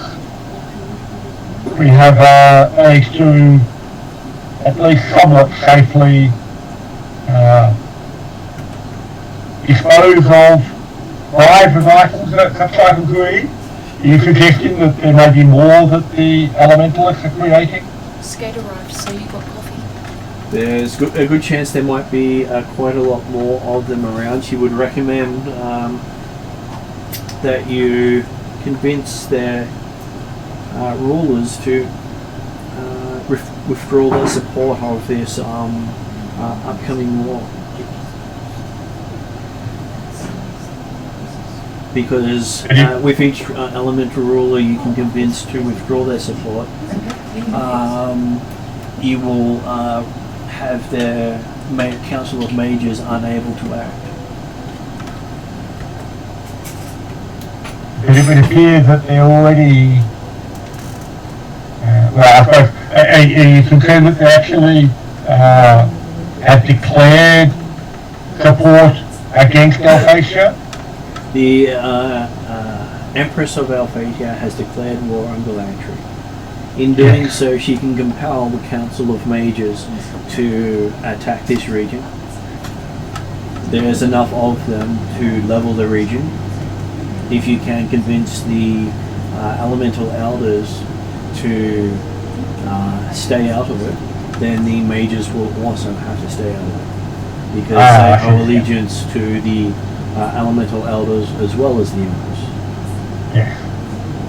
However, they say, by the sounds that they have little, they have little reason to be supportive of Alphasia at the present time, having deliberately chosen to segregate themselves to stop them being forced in the war. The Elemental Elders did not come with the cults. The cults just worship them. Yeah, that's exactly. Presumably, convincing the elders, if we can convince the cults to contact their elders and intercede on that behalf, then it would seem a good inroads into such negotiations. She would recommend bypassing the cult and talking directly with them, because the cults... She pauses for a moment and goes, the cults probably would not have a favourable opinion of you talking to their bosses. Well, They are considered the bastion between mortality and the princes.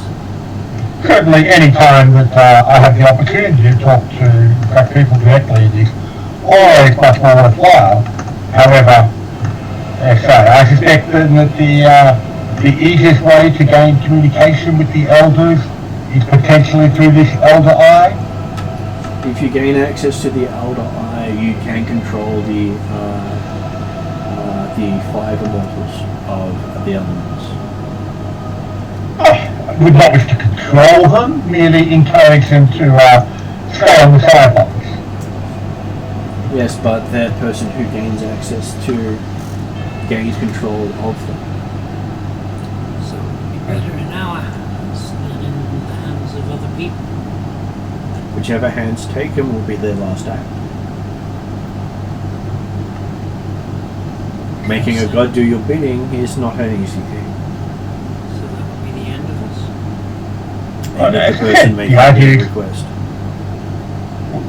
With the goal of getting to the Elder Eye is not so that we can control it or the Immortals at all.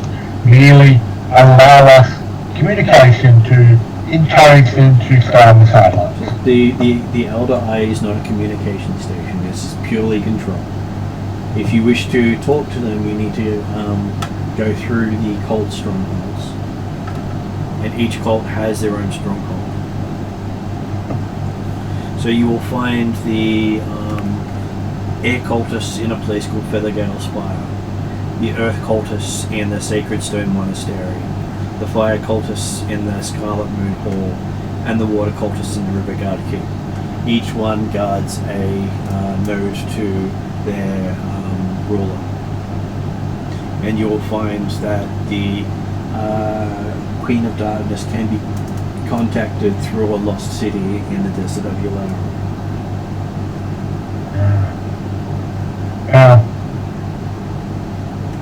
I do feel that the Queen of Darkness is one that other personnel may be the one to contact. But so I missed all the names, but That's okay. the Riverguard Keep and the Scarlet Moon Hall.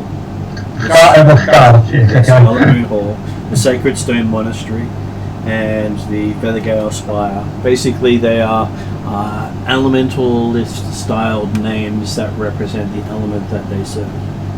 Yeah. And each of them is a militant cult.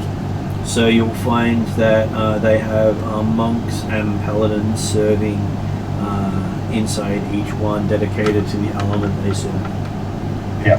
But the main point is Dimitri talking about the artifacts. I believe we can leave the Queen of Darkness to others to communicate with, considering your alarm is quite some distance from here. But I get the impression that the Mystara and the elemental strongholds are more locally located. They're all within this region, she says. You'll find them to the north of my building, in the hills to that region. Though the Feathergale Spire is actually south of here. You'll find it in the borders between Hallmark and the Uplands.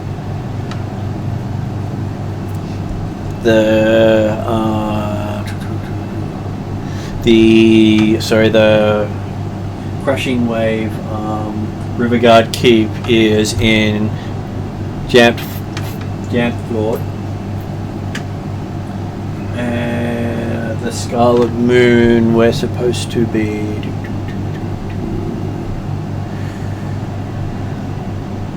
I'm trying to remember where they were. I'd say that the Earth one was in the areas north of hers, and the Fire one, the Scarlet Moon ones, were definitely further south. Wow. She would expect them to be near the Rahuna border. So as there's a section around there. Dimitri will currently aim to bring out maps that he has of the area and inquire if she's got more current or detailed maps of the area. She does point them out to you on the map. Help dictate exactly where they are and what we're looking for. So, and thank her for the information regarding the methods to contact the elemental lords. She recommends being blunt and not wordy. They're not particularly bright. Being a god doesn't make one intelligent. The Dark Lady is the smartest of all the elemental gods. Probably the intellect of the other four combined.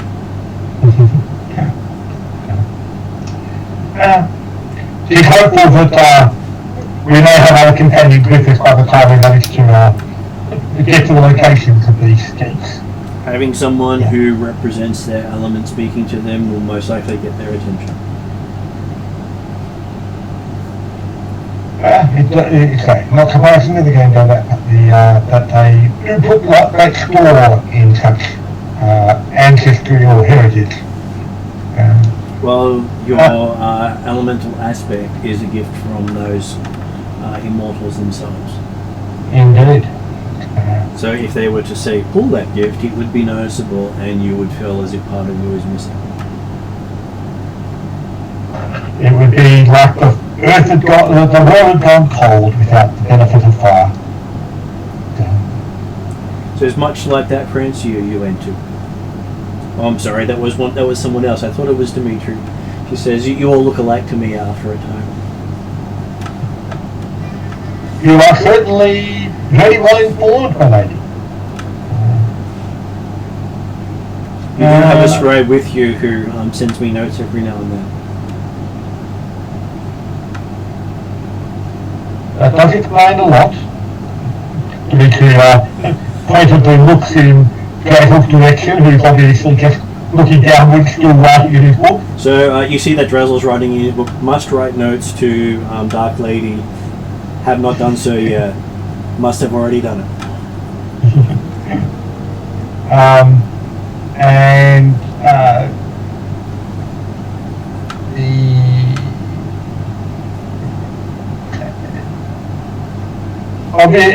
so obviously your information,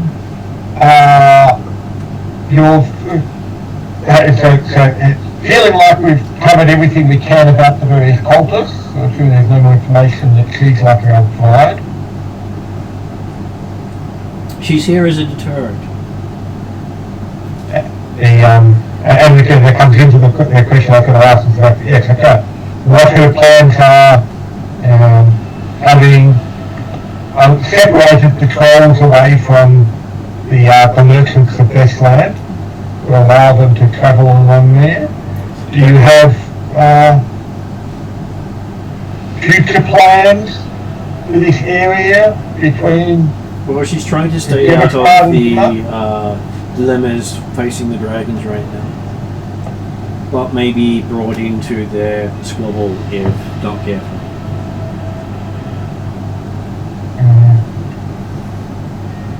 Yeah, well, yes, and certainly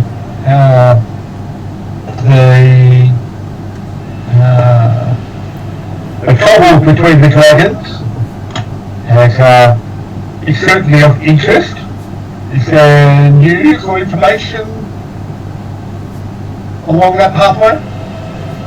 Her role with the dragons is to punish those that exceed their guidelines. The elemental dragons are not here to serve or guide, but to punish. Is there any indications as to which way the argument or discussions might fall at this stage? She sighs and says no. It's looking very messy right now. The old ways are trying to come back and dethrone the current ways. And the old ways were more brutal and violent. Seeing you all as subjects to be dominated and eaten. Yes, That time has passed. That would be an unfortunate era to return.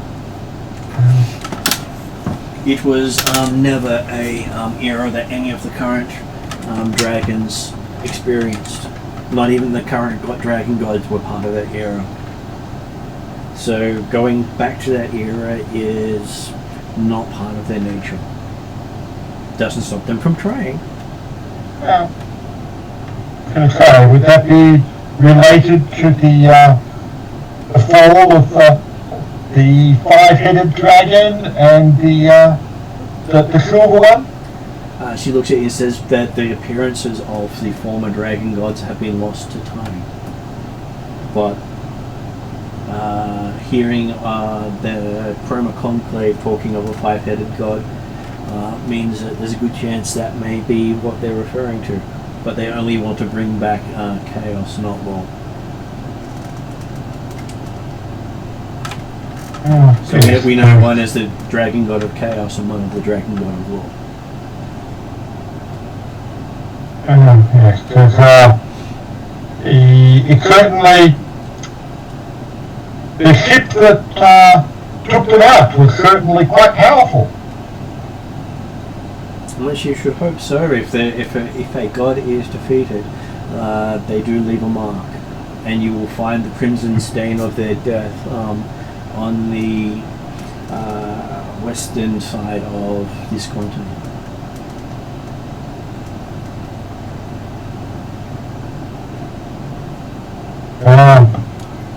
Unfortunately, it appears that the force that took them out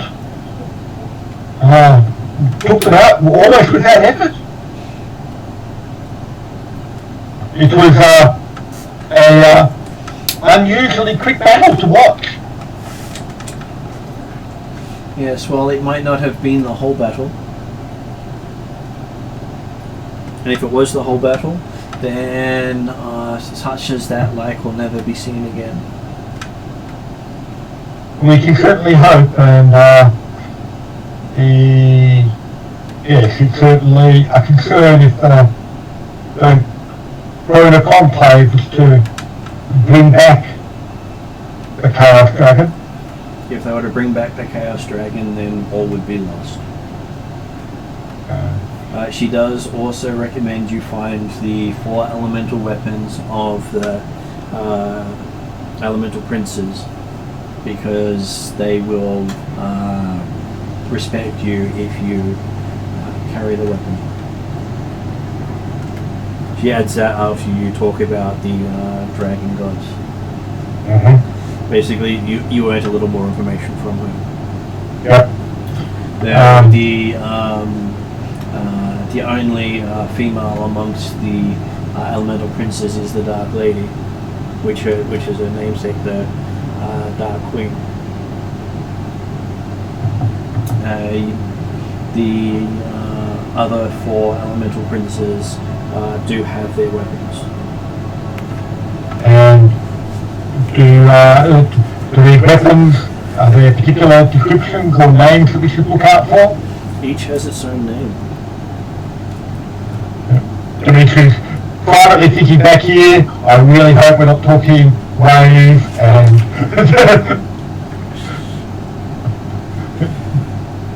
Well, I just got to get to the right one. Black Razor.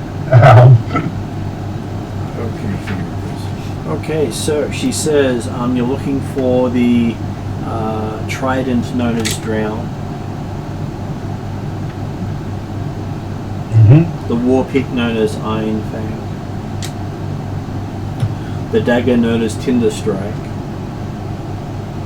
and the spear known as Windbane.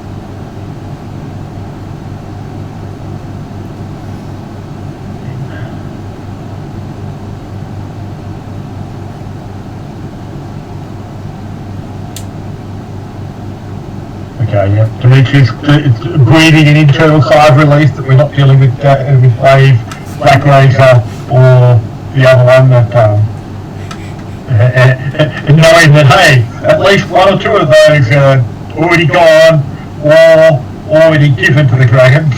So, Well, you have a feeling none of these were dragon items, so... I'll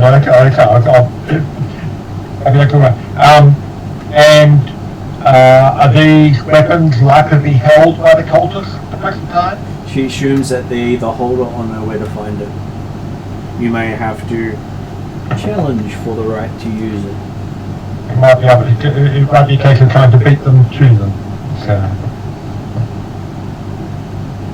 Those that hold one of these relics will also be cursed by it. I recognise the situation, yes.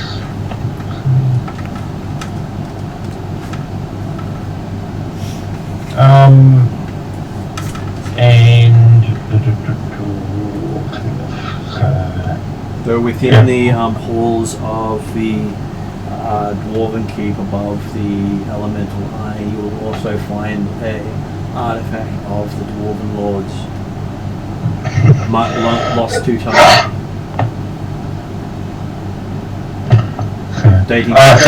Dating back to before the current generation of dwarves were created by their god.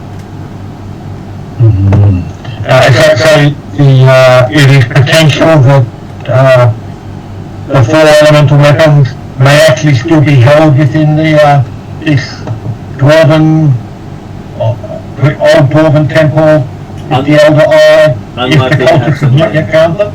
Unlikely to be found there, she says. Okay. She expects them to all be in use because they don't like to be idle. Yeah. As in intelligent weapons. Yeah. When she was pointing out the locations of the elementals hold, did she also include the dwarven temple for the elemental eye? She does not. She does not know where it is. So we might end up ending the session there because Quickman's going to have to head off.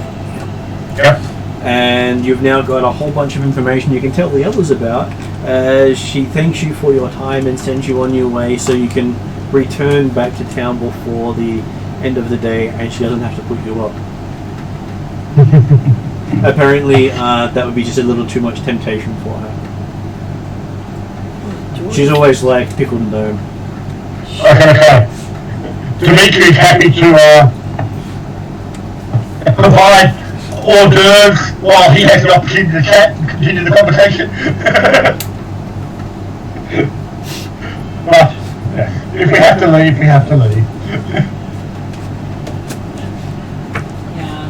Okay, well, thank you very much for that all. Well, that was actually interesting because that could have gone two complete ways, because it could have been a dragon attack by an elder dragon, or a conversation, or based on whether or not you could be polite to her or not. Okay. And Which is why she said you failed twice. well, that's it. And I think it's a good thing that we didn't have Parman and Bradshaw with us this time. Oh, good. And we had the fruit. And you had the fruit. That was a different thing for her. So thank you very much, Yeah. Jeremy. Thanks, You hadn't Jeremy. been tried before. See you in a couple of weeks. Shall do. Thanks very much all. Have a good night. Good night. See ya. We'll see you, Martin, next Wednesday. Next Wednesday, yep, because you're not in Tuesday's one. And Friday should be D&D. It should be D&D, yes. We'll see how they go. All of them? Okay, have a good Thanks very night. much. And I'll see you later. Have a good night. You Bye too. now. Bye.